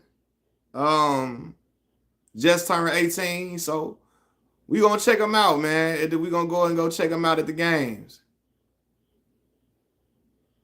Yeah, he's 6'9". My cousin's 6'7". That went to 6'7.5". That went to West Virginia. Yeah, he's 6'9", man. He gonna add some weight on him too. He thin. He gonna add some weight though. Yeah, man. We hoping he go to the league, man. Yeah, he's 6'9". He can shoot and stuff too, though. He can shoot. And all that, a lot of the bigs now, they be having them shooting. So, see, I didn't know Denzel Valentine, brother. I had no idea about that. That's crazy. I was at the Drew League with Frank Nitti. I saw that clip on YouTube. Frank Nitti was going crazy on Denzel. Bro, I never liked Denzel. The Bulls always drafting a Big Ten player that been there 4 years. I don't know why is that like they be loving that. And I knew even when he was putting up numbers at Michigan State, I could tell his game was not going to translate. They love recruiting them dudes that went to Purdue for 4 years. I don't know what it is about Chicago. Yeah, Iowa State. Marcus Fire. They love doing that. Brother went to Purdue 4 years. We just think he just I don't know, like all Chicago sports teams, the Bears be doing that too. Go get somebody from Purdue. We be doing all of that. And again, I knew, no disrespect to Purdue. Because Purdue is just in the, in the chip, but championship game. But yeah, man, I never thought Denzel Valentine game was going to translate to the, to the NBA at all. Like, sometimes it don't matter what the numbers is, you can just look and tell. Like, yeah, he ain't gonna be doing that in the league. He not. I'm gonna be real with y'all. If Draymond didn't go to Golden State, hey, Draymond would have been gone a minute ago. Being for real, I don't know if Draymond's career really would have been gotten a shot like it should have been. He said, hold up. I'm being for real, man. Say Dre was elite. Dre was cool. Yeah. I never thought Dre was elite, bro. I'm being real with you. He's undersized too, right? But I think him playing in Golden State. Now, he had a great college career. Great college career. But, like, if he would have went to, like, I think him going to Golden State, it allowed him to, like, he's open for a lot of shots, okay? He's able to be, now he could defend. He could defend for sure. For being undersized, he could defend. But, like, playing with Steph and Clay, it freed him up a little bit. And it allowed him to showcase passing ability. Now, he would bring the ball up the court for them a lot, too. You know what I mean, at times. But I think, like, him and being in Golden State around two generational shooters like that, it really helped him. Like, I'm going to be for real. If Draymond would have came to the Bulls, I don't think it would have worked out well for him. Now, okay. He could defend, though. right? But I don't think the Bulls system would have been good for him at all. Like, I just don't think it would have been good for him. Like, he would have went to Bulls, so like, or if he would have went to like Orlando or something, I don't think that would have been worked well for him. I think playing with Steph and Clay freed him up. Especially Fred Hoiberg, the coach. Hell no. You're right. Hell, man, Fred Hoiberg was terrible. Terrible. Yeah, he had a boy. My Bull support is because I'm from Chicago. I'm being real with you right now. Zach LaVine, he got that bread.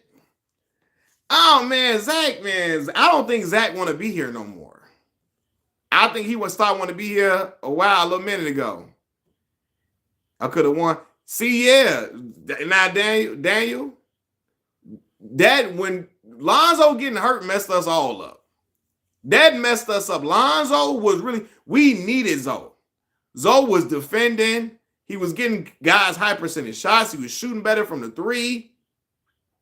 Like, Zoe was looking so good for the Bulls. Vucevic, yeah. Because Vucevic, and Vucevic used to be in a post when he was in Orlando. Now he just want to be a spot-up shooter with the Bulls all the time. You know what I mean? Yeah, hey, man. Derek always going to have love over here. Like I said, I watched Derek in high school. And what he represented for Chicago, man, it was just something different. For sure. But I'm never going to forget them fans at the United Center booing Derek when he first came back, when he was playing with the Knicks, and they booed him. That's the other Chicago, though. Y'all know what I'm talking about. That wasn't Black Chicago booing Derek. Y'all know it. It's a Chicago that Vince Vaughn grew up in. Then it's a Chicago that Common and D Rose and Anthony Davis them grew up in. You're right. That's two different Chicagos. You know what I'm saying. So, fun fact, Chris. I used to go to my godmother is really close friends with Anthony's mom, Irena, right? I went to summer camp with Anthony Davis and his twin sister Antoinette. Then they had a older sister named Aisha, right? He got a twin sister named Antoinette. And we was like 8 and 9 years old. He could hoop then. For sure. He had a growth spurt. AD always been super smart young man. He went to a super smart high school. He didn't even go to the traditional basketball programs in Chicago. He went to a really smart high school. You know what I mean? And AD, people don't know, AD really from the hood. From Inglewood, Chicago, Illinois. You know what I mean? So him and my godmother still close to this day. My mama be talking to his mama every so often. I haven't talked to Anthony since we were little kids, though. Little itty bitty kids. But my mom occasionally have conversations with his mom and all of that. But my godmother is really tight with his mama, Irena. So, yeah. Pat was cold in high school. Pat was nice. Pat was leading the state of Illinois in scoring his senior year of high school. He was nice. He could hoop. But, especially because Chicago basketball predicated on defense and all of that. So Pat was averaging 3-4 steals a game. He really was. He was leading the state of Illinois in scoring. His senior year of high school at Marshall High School. Now he was never better than Derek, you know what I mean? But still, he was leading the state of Illinois in scoring. He was nice. Pat was nice. But he went to college. He found out his niche, his role. He became a role. He played his role. His role in the NBA wasn't to be no scorer. You could never tell Pat was leading the league, leading nothing in scoring and how he played in the league. But in the league, all them dudes was nice, and a lot of them dudes was nice in high school. But I'm gonna be real with y'all. D Rose could have averaged 40 in high school if he really wanted to. Pooh was just a really unselfish dude. Like Derek was really unselfish. Like, he already knew, as long as Simeon won, he really didn't care about scoring 40 and 50. You know what I mean? Like, as long as they won, he would do anything for them to win. In the state championship game, Derek only had 2 points. They blew the other team out the water. But Derek let his homie Tim Flowers and Brian Orange and Kevin Johnson them get off. Because he already knew he was a McDonald's All-American. He was already going to Memphis. He was already bound to be a lottery pick already. So he really didn't, it wasn't nothing in it for him to score 50 and 40. He was just like, all right, cool. I'm going to let my homies get off. Because they were that much better than the other team they played in the state championship his senior year. Hot take, Brunson is a better player than Carmelo. And I'm gonna be for real, man. Jalen, he a better New York Knickerbocker so far. Now, Carmelo was he's more talented than Jalen Brunson ever has been. I'm not arguing. His offensive game is smoother than Jalen's. All of that, right? But Jalen in big games, Jalen Brunson performs when they're missing players. He get them out the first round.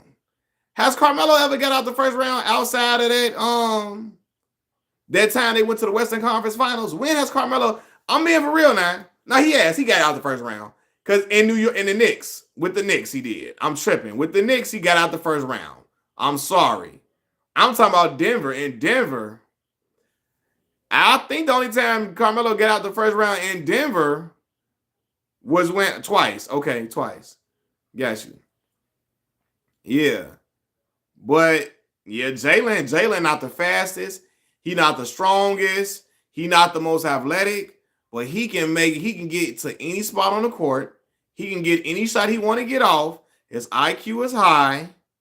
Man, he just is a flat out hooper. He played like a coach's son. Except he got more dog in him. You know what I mean? But yeah, Carmelo was way more talented than Jalen Brunson ever has been. But Jalen just know how to put it together. He know how to Jalen know how to put it together. He's a tactician. I watched Jalen. Jalen went head to head. Y'all remember Jaleel Okafor? Jaleel, he went to Duke, right? They won national championship with Jaleel. 2015. Jaleel was Whitney Young High School. You same high school Quentin Richardson went to, Michelle Obama in Chicago. So anyway, Jalen went to school in Illinois, in like Lincolnshire, Illinois. So they played Whitney Young. Jalen Brunson put up like 44. And that's when I knew. I said, hey, no, young shorty cold. Like I heard about him because we in Cook County. Jalen was playing in Lake County, right? And so yeah, he played Jaleel now. He put up I don't think they won the game, though. But Jalen had 44 that game. And I saw him doing whatever he wanted to do against dudes that was quicker than him, faster than him. I mean, quicker than him, more athletic than him. You feel me? Like, he still was having his way. And I said, oh, no. Rick, because his father, Rick Brunson, was a journeyman in the NBA. Rick was on like several 10-day contracts with the Bulls. He'd get a 10-day contract, earn another one, then finish out the rest of the season with the Bulls. Rick was around, right? And so, like, I don't know if Rick, like, instilled in Jalen everything that he probably didn't have and stuff. But yeah, Kobe White, nice. Kobe White, nice. I thought he's going to win 6-man. Not 6-man, most improved. I thought he was going to win most improved player. Kobe nice. He nice. He is tough. I like him.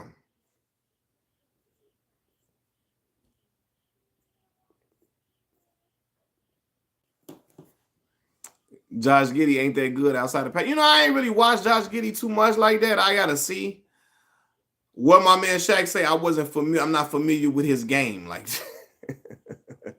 I'm not really familiar with his game like that. But we gonna see.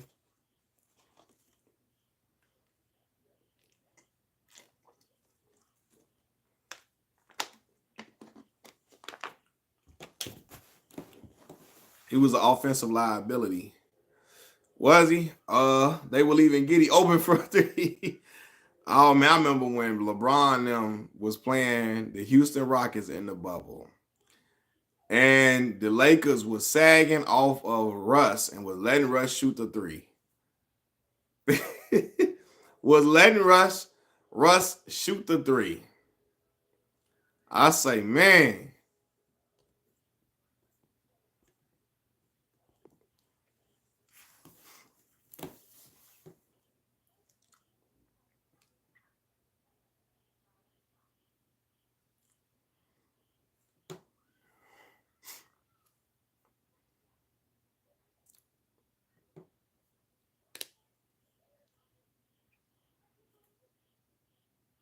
KD or Kawhi?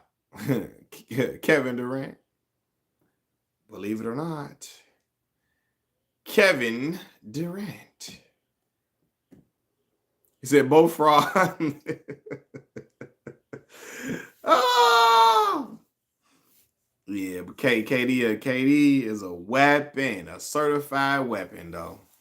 I didn't like the move to Golden State after Golden State beat him, but he is a certified weapon. Before that Achilles injury, too. Oh, my Lord. Oh, my Lord. Man.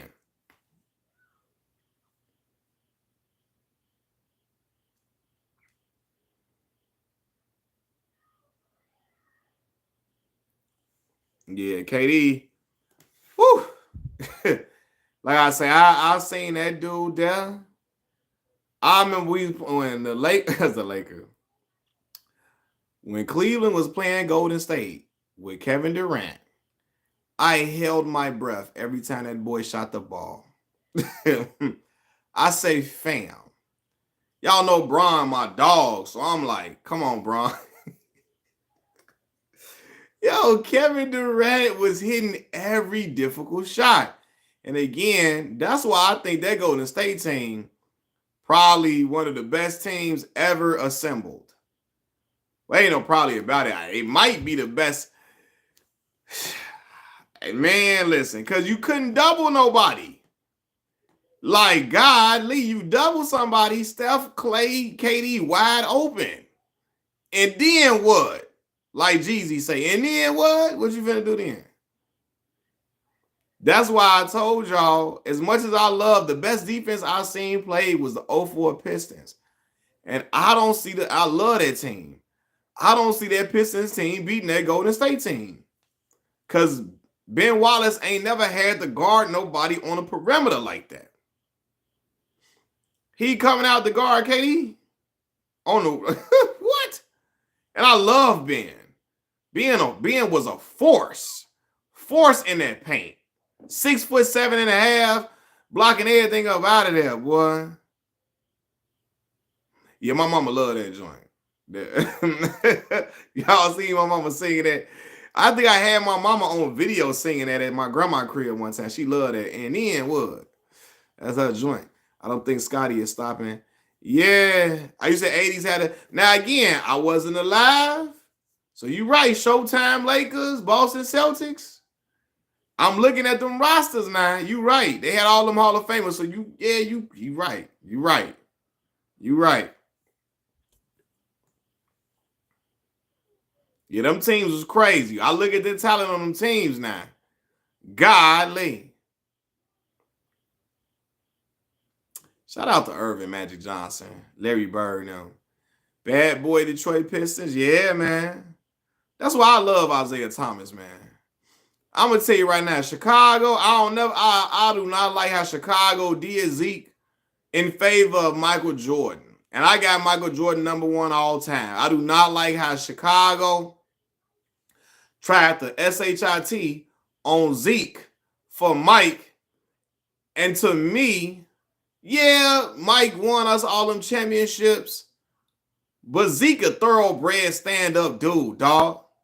Like, John, fun fact, my brother is close friends with Antoine Walker. To this day, John. To this day, my brother is close friends with Antoine Walker. They grew up together. Swan, Chicago, Illinois. To the bone, Gristle. Swan helped a lot of brothers out in the hood, John. He helped a lot of, he was a good dude to a lot of brothers in the hood. Helped a lot of people. You know, unfortunately, he fell into money trouble, but Swan looked out for a lot of folks in the hood of Chicago. For real. Twan would do a lot of stuff, a lot of and I'm gonna say this too, man. Twan would let brothers have a good time on his money. From what I've been, Twan type go to the club, buy the bar out. Brothers go to the strip club. He giving brothers $2,000 a piece to throw at the strippers, all that. But he helped a lot of people too, though, not just for entertainment purposes. He helped a lot of people. Jamal Crawford or Manu? I'm gonna go Manu, but again, Manu got them chips, so he got them championships. I love Jamal though. I watched Jamal the beginning of Jamal Crawford's career with the Chicago Bulls when we were the baby Bulls, and Jamal was the best scorer on the Bulls team. That's when we had Eddie Curry, Tyson Chandler, Corey Blunt, Eddie Robinson. We were terrible, horrible. We had like around this time, I think Gennaro Pargo signed a little bit after Jamal Crawford left, or maybe during that time, like during that season. Jamal was here for Kirk Heinrich's, I think, first season, and he left after that. So you only recognize Tyson. You don't remember Eddie Curry? Big Eddie Curry, 7 foot dude. He's from Harvey, Illinois. Right outside of Chicago. He's a high schooler. Played for the Knicks. Vlad, actually, DJ Vlad TV interviewed Eddie Curry. He said Jamal might be the best summer. He said Frank Nitty. Yeah, Frank Nitty's be in there going crazy. Said Frank Nitty best summer league hooper. Yeah, but yeah, Twan. I used to watch them Boston Celtics game with Antoine Walker, and Antoine and Paul Pierce. They were a great tandem. They couldn't, I believe, New Jersey Nets kept beating them with Jason Kidd, who was my favorite point guard of that era at the time. Jason Kidd was my favorite point guard of that era. Minister Jam. I used to look at some of Minister Jeff's stuff. He used to be just acting a fool on there. Boyce Watkins, I've only seen like a few. I only seen a few stuff of Minister Jeff and Boyce Watkins. I don't watch them currently, no. But I've seen certain things from them. Why they was making fun of Boyce, talking about Boyce was hugging his woman like he was giving it, that woman was giving him a church hug. They talking about his wife. His wife was giving him the church hug like she don't really like him like that. That's what they were saying. I was like, they crazy. Yeah, Jason Kidd. I'm taking Jason Kidd over Steve too, man. I get a lot of flack for saying that. He said facts. He said the chicken and broccoli Alfredo. Hey, man, eat that food up, bro. I feel you, big dog. Yeah, I'm taking Nash got them MVP trophies, but I feel like Jason Kidd was the better all-around player than me. And to me, he made farther runs and playoff runs. I feel like he made a bigger impact on the team to me than, not saying that Steve didn't. Steve did for sure. Steve did for sure. But Jason, man, Rondo was not. Why this career end like that? Yeah, I think his personality.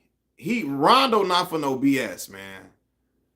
So a lot of coaches and coaching styles be having some BS going on, and when he sense BS, he call it out for real. Like even he got into it with. So you remember when and Dwayne Wade has admitted that he was doing a lot of stuff in Chicago he would have never done in Miami. You remember Jimmy Butler calling out the young guys on the team and calling them out in the media and clowning them? And Rondo stood up for the young players and say, yo, it's these veterans in here basically getting out of, doing stuff that they ain't supposed to be doing and like handling things the wrong way. Rondo was calling out Dwayne Wade and Jimmy Butler. You feel me? Because let me tell y'all something. Salute to Jimmy Butler and the career he's made. Because I thought Jimmy, all best he could be was a defender, right, when he first came out. He turned himself into a really great offensive player. Very good offensive player, right? But Jimmy got this persona because he had to work and scratch and claw for everything. Jimmy, right? Jimmy liked to show everybody that he worked hard. And so in doing that, he say stuff to the media like they're supposed to be kept in-house. He tried to come off to the media, I'm the hard hat lunch pill guy in every aspect of his life. And he oftentimes, I think he the only one that work hard sometimes on teams because he just has this, he went through a lot as a kid and trying to scratch and claw. He started like, he do a lot of stuff, and I'm going to be for real, he play into that. Jimmy used to kind of annoy me when he was on the Bulls and the fan base that he accumulated on the Chicago Bulls team. So I'm going to be for real with y'all. When Derek got hurt and Jimmy started to ascend, yeah, Terrence Shannon Jr. coach. Shout out to, he from Chicago kid too, man. He got into some trouble that found out he got a, I don't know, acquitted, I guess the word of. The charges got dropped against him. But yeah, shout out to Terrence Shannon Jr. He definitely, he nice. Always liked him. Yeah, Jimmy could hoop for sure. But like, so when Derek got hurt, right? I'm gonna let y'all in on something. It's two Chicagos, okay? The Chicago that black people grow up in, South Side Chicago, West Side Chicago. Then it's the Chicago that a lot of white people grew up in. North Side, it's hoods in the North Side of Chicago too, where black people at. White folk downtown, up north, the surrounding suburban areas. And so Derek, a lot of people in Chicago, when Derek got hurt, there were people who were belittling Derek. First, Derek was, when he was younger, Derek's an introvert. He was not as articulate as he is now, right? You had people calling him dumb in the media. It's a lot of people that don't like Southside Chicagoans. They don't like CPS, Chicago Public School kids. And a lot of them reporters had a problem that Derek was making more money than them. He did not go to these prestigious schools. He went to school 1 year, really half a semester for real, at Memphis, from what I heard. And they seeing his kid is not as articulate and astute as them. And when Derek was taking his time coming back from the knee injury, they raked him through the coals. They made him the villain because he knew his body was not ready to come back yet, and they were trying to force him to come back, right? And so to pull Derek down, they uplifted Jimmy Butler, okay? And Jimmy was hooping. He was. But they put Jimmy on this pedestal. You have some of the Chicago media. Is Jimmy Butler the second best player to ever play in a Bulls uniform outside of Michael Jordan? One, that's disrespectful to Scottie Pippen. Two, as good as Jimmy was, he never reached the height of what Derek was doing. I don't care what points per game he was averaging. Derek had us with the best record in the NBA, 62-20. We had the best record in the NBA the MVP season, right? So, but they were putting Jimmy on that pedestal because first Jimmy got saved by the white family. I'm being real with y'all. He got saved. He got a story like The Blind Side outside of them taking Michael Orr's money, right? His mama put him out when he was 13, left him on the streets. White family took him in and raised him. They love them stories, okay? They love the downtrodden Negro story, and the white family come save them. They love them stories. They love that. Then Jimmy likes to listen to country music, Taylor Swift, all of the country music with them cowboy hats. Jimmy plays into the tropes that white America loves. Pick yourself up by the bootstrap. Hard hat and lunch pail. Jimmy plays into that. That's why he always talk about working hard, and white folks love to hear, oh, I just want to work hard. No matter how poor I am, I would just want to just hard work. Hard work matters. Just work hard. Even though you can work hard all your life. If you're in poverty, some of that is you're meant to stay in poverty a lot of times. Jimmy just was exceptional as an athlete and allowed him to achieve riches that he probably wouldn't have been able to achieve. I'm not saying he wouldn't have, but he might have not been able to achieve had he not been this athletic specimen that was really good at basketball. But he played into those tropes that white America loved. Derek, on the other hand, Derek did not. Derek did not play the politic game. He was not. They wanted Derek. A lot of the media members were upset that Derek did not have personal relationships with them. Right. Jimmy made it. Why can't you? His mom kicked him out. Hey, man, went. White family took him, man. They brought him up right. Yeah. They love them downtrodden Negro stories, especially when the white folks come save them. Derek did not have that story. Derek is a hood dude from Chicago, right? He was a shy kid. He was introverted. Derek knew when they were calling him dumb. And he talked about it on the Math Hoffa. He talked about it on the Math Hoffa podcast. My expert opinion. If I know you calling me dumb with questions, you think I'm not smart enough to understand what you're saying to me, I'm not going to have a relationship with you. I'm not going to, you know what I mean? Derek, again, he was very shy, painfully shy. So when they couldn't have this Allen Iverson, Stephen A. Smith relationship, like when they couldn't have that one-on-one personal relationship with him, they attacked him. Even David Kaplan. Let's be for real. And David Kaplan had to apologize to Derek for certain things he said about Derek when he was playing. You hear me? It was very racial. Sam Smith said the same thing. Yeah, man. Sam Smith said a lot of the hate and this is a famed Chicago writer. I think Sam Smith wrote the Jordan Rules book. Sam Smith, he wrote the foreword. I believe that's what it's called in books, the beginning of the book when somebody else writes about the book. Sam Smith wrote the foreword in the book for Derek. Derek Rose's book, I got it sitting on the table over there. Sam talked about how the hate for Derek, a lot of it was racial. And Derek was a South Side kid. He didn't understand the politics of the street. Derek was protected by his brothers now. Growing up, he wasn't a kid. He didn't live this Hollywood, this superstar, rock star lifestyle like that. You know what I mean? Really, till he got to the league for real. He really, his brothers kind of protected him. But yeah, Derek didn't. He wasn't. He didn't have this blindside story. Derek got to the league on his own. His mama and them, his brothers and them helped to push him to the league. The white family didn't come and save him. None of that. He didn't try to play into the tropes that white America loved. He was him. And he was a good person. But he just did not he was different. When a person is introverted, he didn't even know how to express it. And I read his book. He talked about being overwhelmed by the media presence and how he was just talking in front of all these media members. It made him so uncomfortable. A lot of times he wanted to just try to get it over with. But now, you see him now, he can talk, he's very poised. And he spoke about how proud of himself he is. Not for a basketball career, but for being able to articulate himself much better now. To be able to talk to the media in ways, even while being introverted. You know what I mean? But yeah, it's a lot of stuff going on. Like at that time with Derek and Jimmy, it was very crazy in Chicago. Like as far as we, the black Chicagoans, we saw what was happening. We saw them trashing Derek, while uplifting Jimmy. And we knew what it was about.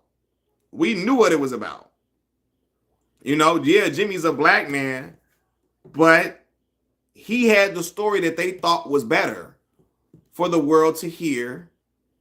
Jimmy was very personal with the media members. He wasn't shy. And again, he liked music. They liked Taylor Swift and all of that. Derek not no Taylor Swift listening type of dude. Derek from Inglewood, Chicago, Illinois. So yeah. Right. Jimmy was the guy. Most people, I got black. It's my black friend. Yeah. You feel me? Jimmy come dressing like an emo kid one day with lip ring and the hair like that, do that. Derek ain't gonna finna do nothing like that. So yeah, it caused a lot of friction in the media, to be real with you. Say I should go into coaching. Man, bro. I think you probably have you gotta have a lot of power, a lot of patience to do that. Yeah, that emo stuff, yeah, that was crazy. That was funny. But yeah, like Derek doing stuff like that, Derek wouldn't do nothing like that. You know what I mean? So yeah, he was just a different person, man. And a lot of the media members, again, man, they do not be fooling with a lot of the Southside Chicago people like that. Southside, West Side too. Like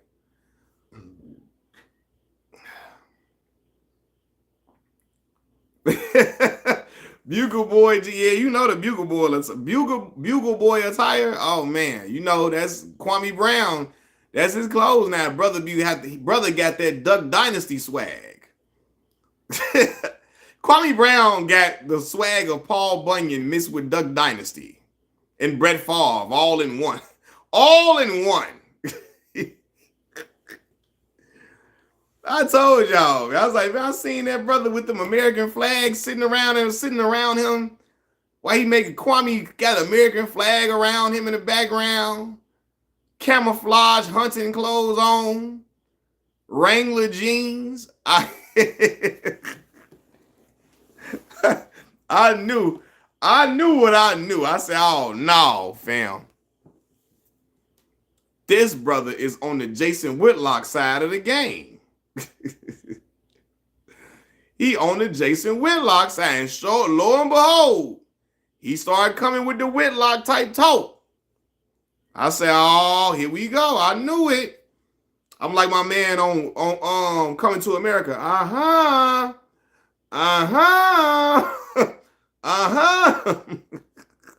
It was like a light bulb popped up in my head. As soon as I saw that stuff, I was like, oh, this mug here, boy. This mug here. Yeah, Kwame was on there talking about he was victim shaming Breonna Taylor for getting unalived by the police officers. All of that. Like when Kwame first got popping, bro, everybody was supporting him, right? Because of what Steven Jackson and them were trying to clown him.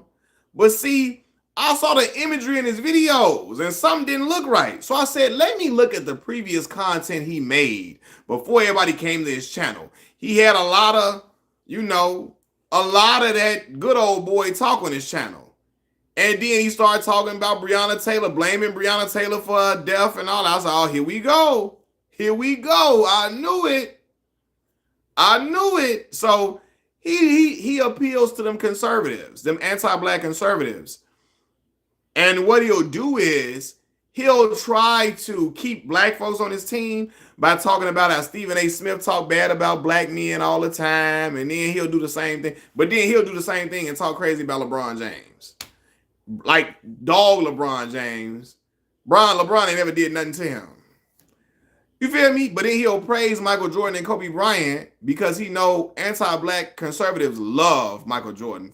They love Michael Jordan dirty draws. Ku Klux Klan members love Michael Jordan. They don't give a damn he black, right? They love him. You feel me? And compared to LeBron, they love Kobe too. They love Kobe. A lot of them conservative, anti-black conservatives, they love Mike and Kobe them, right? So he never gonna say nothing bad about them, even though Mike and them was punking. They was punking Kwame. You know what I mean? And I've said it a lot of times on here. When Michael Jordan was kicking basketballs in the stands and making Kwame go get the balls out the stands after practice, after games and stuff like that. Michael Jordan was tormenting him, and he's afraid to say anything bad about Michael Jordan because he knows that an anti-black conservative crowd will rake him through the coals for criticizing Michael Jordan. They will obliterate him for criticizing Mike. Kobe wasn't messing with Kwame either. Kobe was punking Kwame too. He's not going to say nothing bad about Kobe because he knows, especially since Kobe has been deceased, if you say anything negative about Kobe Bryant, people will jump on you. I saw them get mad at Smush Parker for telling the truth about his experience as Kobe's teammate, and people was mad that Smush told the truth about, as he said everything he had been saying for years about playing with Kobe Bryant. They thought since Kobe passed away, Smush was gonna change up his story on Vlad TV and on what's the man show? Dan Le Batard and them show. He did no such thing. He told the same story he had been telling about Kobe. And so They got mad at Smush for telling the truth about his interactions with Kobe when Kobe told him, "You ain't got enough accolades to be talking to me," right? And all of that, right? So he knows that if he the key to a successful channel, praise Michael Jordan, praise Kobe Bryant, trash LeBron James. And he know that. So that's why Kwame, he don't talk about nothing them other dudes is doing to him. He don't talk about nothing them other dudes is doing to him.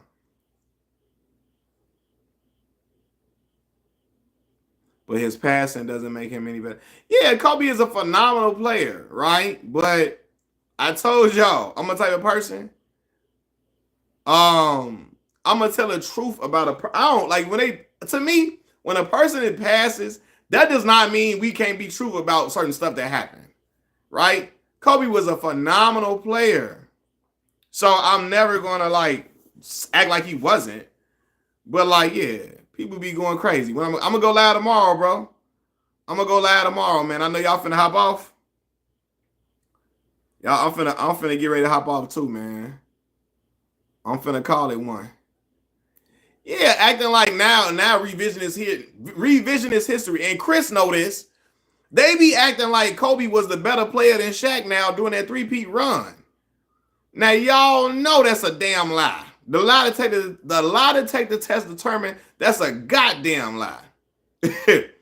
Like now, all of a sudden, when people say, "Hey, listen, man, Big Diesel was the driving force on that team," man, no, we all knew Kobe was he was neck and neck. He was right same tier as Shaq. No, he was not.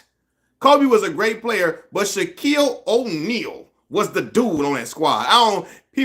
It's a reason why he won the Finals MVP 3 straight years, and not because it wasn't no centers around. No, if it was, they wasn't finna do nothing with Big Dude. Big man was the one, and I watched that three-peat. Now they trying to act like they was on the same tier. They were not. Kobe was great. Yeah, Portland Game 7, Big Shaq. O'Neal, man, I ain't never seen nothing like big man for real. I'm being for real. That's when he was in his prime. Shaq was having 50-point games. You hear me? It wasn't nothing, and still missing all them free throws. And if he would have made them free throws, brothers would have had 60-point games often. They have to employ the hacker Shaq to even try to slow him down. So, but now they be trying to act like again. Yes, Kobe Bryant, all-time great. But during that three-peat run, they were not on the same tier, and people try to act like they were because they don't like. Because when people argue with LeBron versus Kobe, a lot of LeBron fans say, "Hey, man, now Kobe wasn't the best player on that three-peat team. Now he wasn't." People will argue, "Hey, he didn't win Finals MVP. He got 5 chips, but the first 3 chips, he was not the best player." You feel me? LeBron was always the best player on his championship teams, and Kobe was not the first 3. They get mad. And so now they try to make up this argument that Kobe was somehow on the same tier as Shaq when we know that was not the truth. So do I think Robert Horry? I mean, the numbers don't dictate it, bro. But because he played a pivotal piece in nearly every championship he won, even with the Spurs, he hit some big shots. Yeah, he gonna be Hall of Fame for sure. For sure. The numbers don't scream, but when you watch them games, man, Big Shot Bob hit a lot of big shots for the Lakers, Houston Rockets, the Spurs. He was always critical for them, right? He in big games and big moments when they needed him, he hit big shots. So yeah, he definitely Hall of Fame. Cause he was in them 7 chips he won. He hit big shots in all them runs. And yeah, man, Big Shot Bob, he got game winning shots that helped them spread the lead out. That he hit dagger shots that ended the game for them. You know what I mean? So yeah, for sure. Yep. And Derek Fisher ain't never made an all-star team. He gonna be Hall of Fame. No. He was a starting point guard on 5 chips. So, yeah.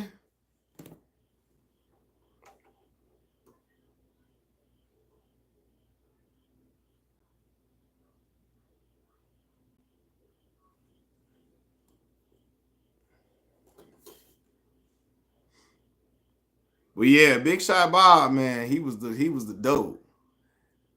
I always liked Robert Ory, so I always liked him, man. Rondo Hall of Fame for sure. For sure. Pivotal in both of the championship runs he made. He got a championship with two historic franchises over a decade apart. One Boston, two Lakers. He got a chip with the rival franchises. Crazy, right? Was a hell of a leader. Hell of how many All-Star nods? He got a nice amount of All-Star nods. Yeah, man. When you think of the point guard, Rondo embodies everything a point guard is supposed to be. So yeah, and yeah, he was a hell of a floor general for sure. 4 or 5, yeah, he made 4 or 5 All-Star teams. Yeah, cause I think Chauncey Billups made about 5 All-Star teams too. Now Chauncey got the Finals MVP, but yeah, Chauncey gonna get in there. Yeah, I think Blockbuster. I think KD is an underrated defender, bro. Yeah, Golden State, and the ending of them, the ending of those um Oklahoma City years. I think he was a very underrated defender, very good defender, good help defender. He wasn't great, but very good defender. You played at Inglewood High with Paul Pierce. That's what's up, man. Paul, I know Paul was killing. He's Madonna's All-American. Paul never had this athletic game. He said he trash. He never had this super athletic game, but he was effective. I remember when he earned the nickname The Truth. I remember, bro, that the Boston Celtics played the Philadelphia 76ers one game. The Sixers scored like 69 points. Boston had like 100-something points. Paul Pierce was going crazy. Said he was a late bloomer. Yeah, Paul was the dude. I ain't gonna lie. I was like watching Paul. I didn't even watch him in Kansas. I watched him in Boston. I'm like, yeah, Paul was tough. The truth.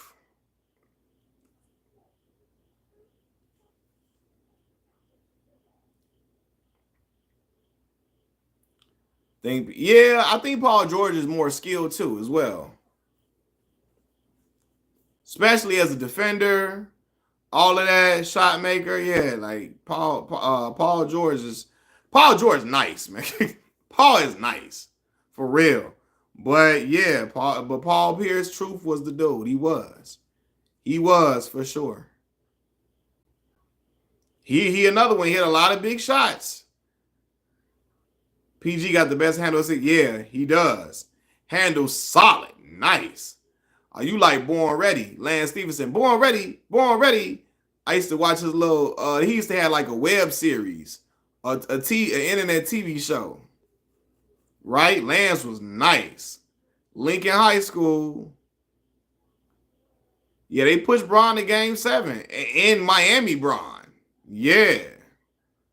Yup, PG. I liked his game. I always liked Paul game. Paul game was tough. Now that game 7, now the brother had only, I think he scored single digits and fouled out in that game 7, though, unfortunately. In that game 7. But yeah. So you know Roy Hibbert. Yeah, man, big Roy Hibbert. He did take him to the Eastern Conference Finals. He did. But you had people thinking that one day, Indiana was gonna overtake Miami, man. For real, boy. But they had people thinking that. But yeah, PG, boy. PG was a monster. Still is a dog, man. We'll see what he can do with Philly. With Joel Embiid, if Joel stay healthy. But I like his addition to Tyrese Maxey. And Joel, man, I like little Tyrese Maxey. He better than what I ever thought he was going to be. Tyrese nice. Little Tyrese Maxey cold. He said he hate Joel. Yeah, from a large part of the Olympics, he was looking like the slowest, oldest dude on the team for a large part of the Olympics. But he came through, and when it mattered in that last game, or them last 2 games, he came through. You say Tyrese better than him, huh? Tyrese, you say Tyrese better than him, huh?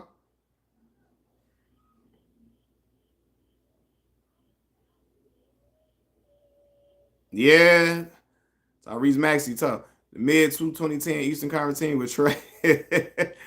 Ah, oh, yeah, the Orlando. Well, I'm gonna say this: Orlando had a lot of shooters around Dwight. You know, they had Turkoglu, Jameer. Jameer couldn't shoot; he was streaky. Rayford Alston, Rashard Lewis, Mikael Petras, Rashard Lewis, Mikael Petras. I feel like I'm missing something. Was Gortat the big man on them teams? The other big man they had was Gortat. I don't know if Gortat was there yet. I think he was though. Gortat, Dwight, Gortat. Boy, Dwight Howard was killing Anderson Varejao and Zydrunas Ilgauskas. That's why Bron couldn't get past them. Listen, Dwight was abusing Anderson Varejao and Ilgauskas. They couldn't do nothing with big dude. Dwight was one of them ones. Boy, I had to call the police on Dwight. He was assaulting them, boy. I said, God dang. Someone please call 911. Boy, I was so mad at Anderson Varejao and them. I was so mad. You know, I'm a Bron fan. Just imagine 2010, 2010, I'm 17. 16, 17, I'm pissed. I'm like, bro, what? Ain't no way. Oh, yeah, I said Turkoglu. Yeah, man, like, I was in there like, do I have potential? He did, man. Supremely athletic. They couldn't do nothing with big dude, man. And then they were hitting all these shots. He said Turkey glue was not. Hey, man, he was, boy. Turkey glue come through shooting that mug up. And it was like, boy, Bron couldn't do, like, he couldn't get past them because Varejao and them couldn't do nothing. And then they couldn't stop Dwight at all. And yeah, then they was hitting all their shots. So it didn't matter what happened. Then I'm going to say this too, man. I like Mo Williams, but when he got to the playoffs, man, Mo was shooting like 5 or 16. 7 or 21 in playoff game. It was just like, Mo, come on, Mo. What is we doing? Yeah, Pager was nice. Number 16, Peja Stojakovic. He said Mo was Mo would play. He was, when it counted, he was not good. He would play well in the regular season. He got an all-star nod 1 year with LeBron. But when he came to the playoff time, Mo was nowhere to be found. I'm like, come on, Mo. Mo. Yeah, we counting on Boobie Gibson. Boobie. Remember, Boobie got paid off of that series against Detroit, man. Boobie had like a 40-point game in that series. And Boobie got a bag. I'm like, man, Boobie hit something, please. Sasha Pavlovich. Listen, I'm telling you, I was a Bron fan. I'm watching the Cavs. Like, man, what's going on? Tyree, top 5 point guard ever? No, he's not. Entertaining, though. Not top 5, no. I love Baron Davis. You wasn't a fan of Big Ben? You wasn't a fan of it? And Baron, an LA dude, man. You ain't fool with Baron? I like Baron, man. You ain't like him? You ain't like how his game looked? Baron, an LA dude, too. You say you wouldn't get that Baron Davis stuff up out of here, huh?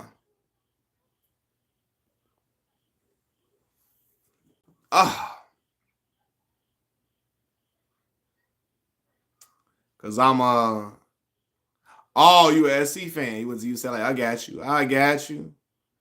So you fool with DeMar DeRozan? DeMar tough. Romeo was there with DeMar. Romeo ain't see the flow, but you know. You like OJ Mayo? OJ went there 1 year. You was watching Nick Young and Gabe Pruitt and them. That's you was watching.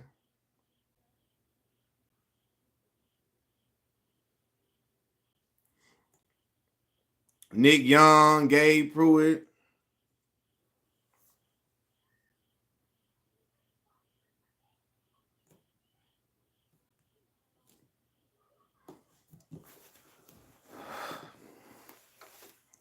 For sure, he was killing it, Julie, this year. DeRozan, yeah, DeMar. You taking Kyrie over Rondo? Woo! It is a little crazy, but as a point guard, as a player, okay, I got you. As a point guard, though, I can't do it as a strictly as a PG. What a point guard is supposed to be. As an overall player, I get you. Yeah.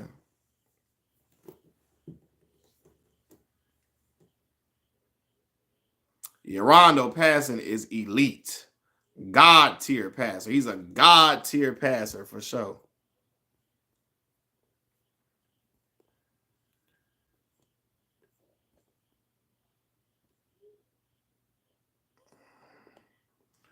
Ron was for real. He was on the cast. He was the point guard for real.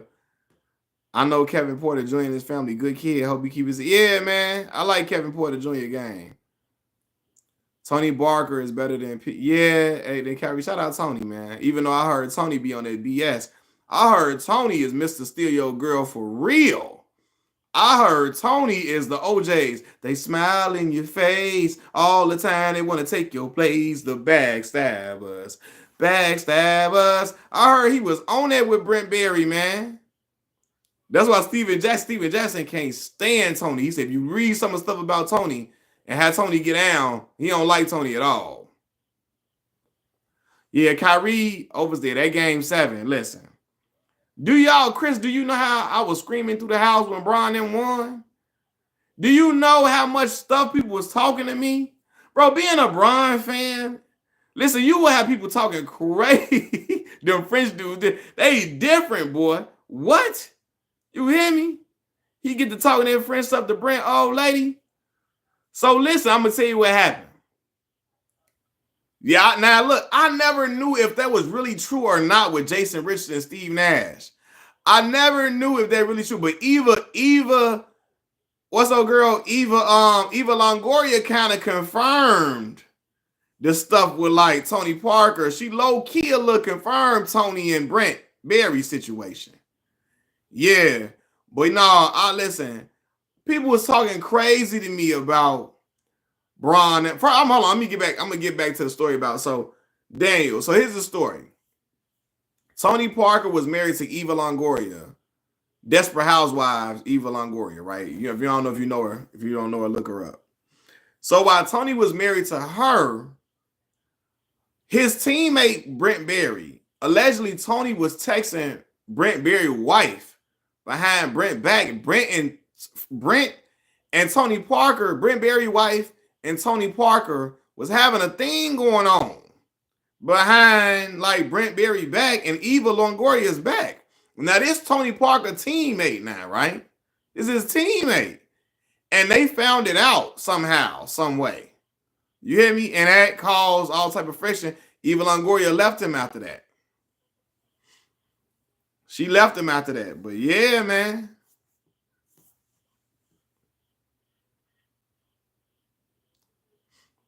They say, yeah, he was texting all type of little stuff.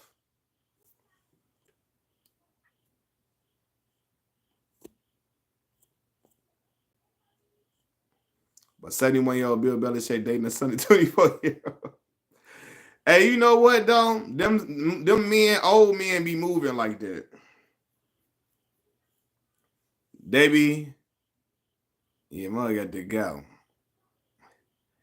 What about, yeah, them old men, they be wanting them real, real young girls. They want them real, real young girls. But you know, unfortunately, he ain't gonna get in trouble for it because she is of legal age. But that's how they be doing. They don't, 71-year-old men don't want another 70, 60-year-old woman. Yeah, she's super young. Super young, but she's of legal age, so they can't do nothing. But they be, Bill Belichick and them be wanting them real, real. They don't want no, they do not be wanting no 70, 65-year-old woman. They be wanting them young girls. Me personally, though, I couldn't do it because I'd be thinking like, damn, man, what if somebody, old man, trying to talk to my little sister? I mean, to my daughter. I couldn't be doing it at 71. Not 24. You hear me? If I'm 71 and she like 41 or something, all right, we can get it cracking. We can get it cracking. 24 though, not gonna be able to do it. Yeah, and I think at that point, what would y'all have in common? I would think a young girl that's 24 like that, like I would think she probably y'all. And you 70 when you 71 and she 24. Like y'all, I don't even know if y'all have the same type of like what conversation would y'all have intellectually, like you said, like yeah. What type of conversation y'all having? Al Pacino got a baby by like a 20-some-year-old woman, a 30-year-old woman, or something crazy. Al almost 90 years old. Al Pacino got a little bitty baby. I think Robert De Niro got a little bitty baby too now. With like a 20-some-year-old girl. Like, for real. And I'd be looking like, why is you still trying to bring babies into this world and you ain't gonna even be here for them like that? Al Pacino and them almost 90. How long, Al? Like, no disrespect, knock on wood to the man. Al, how long you think you finna be here for? Al ain't gonna be here when the baby is 13. You hope the best for him, but even if he's alive, like what could Al really do with the baby when he's 13? Al at 90-some years old? Well, about Al to be 100 when the baby 13. When the baby 13. If he's still living, what is he gonna do? The 13-year-old gonna have to be changing Al diapers.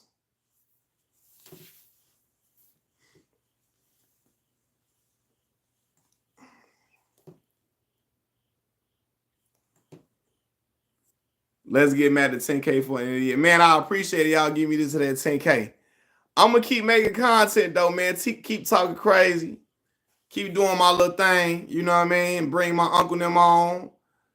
Y'all ain't never seen the content with my uncle and them, and my uncle and them crazy. I done had my uncle and them on the channel several times. So, like, yeah, my uncle, he talk about everything. Growing up in Chicago, sports, Chicago gangs, the streets of Chicago back in the 90s. He talk about rap, hip hop in the 90s, in the 80s, early 2000s. My uncle, they talk boxing, all of that too. They talk about all different type of stuff. I have my little cousin on too. I call him my little cousin, but he's only 2 years younger than me. I gotta stop calling them little cousin, like because they not kids. They only 2 years younger than me. But I just got in the habit of saying it while we was growing up, like my little cousin. I bet he got good with Walter Payton story. Yeah, my father could talk about Walter Payton too. Man, I keep telling y'all, I was just with my dad. I'm gonna have him on the show, man. My dad can talk to y'all about Walter Payton, Michael Jordan, all of that, man. My dad went to Alcorn State University in Lorman, Mississippi. You know, Alcorn. That's where Donald Driver went to school. Steve McNair. People like that. Man. Andre Dawson.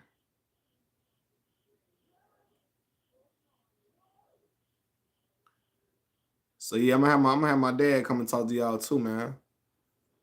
For sure. But look, y'all, man, I'm finna get off this thing, man. I appreciate y'all rocking with me tonight. I'm gonna get on here tomorrow.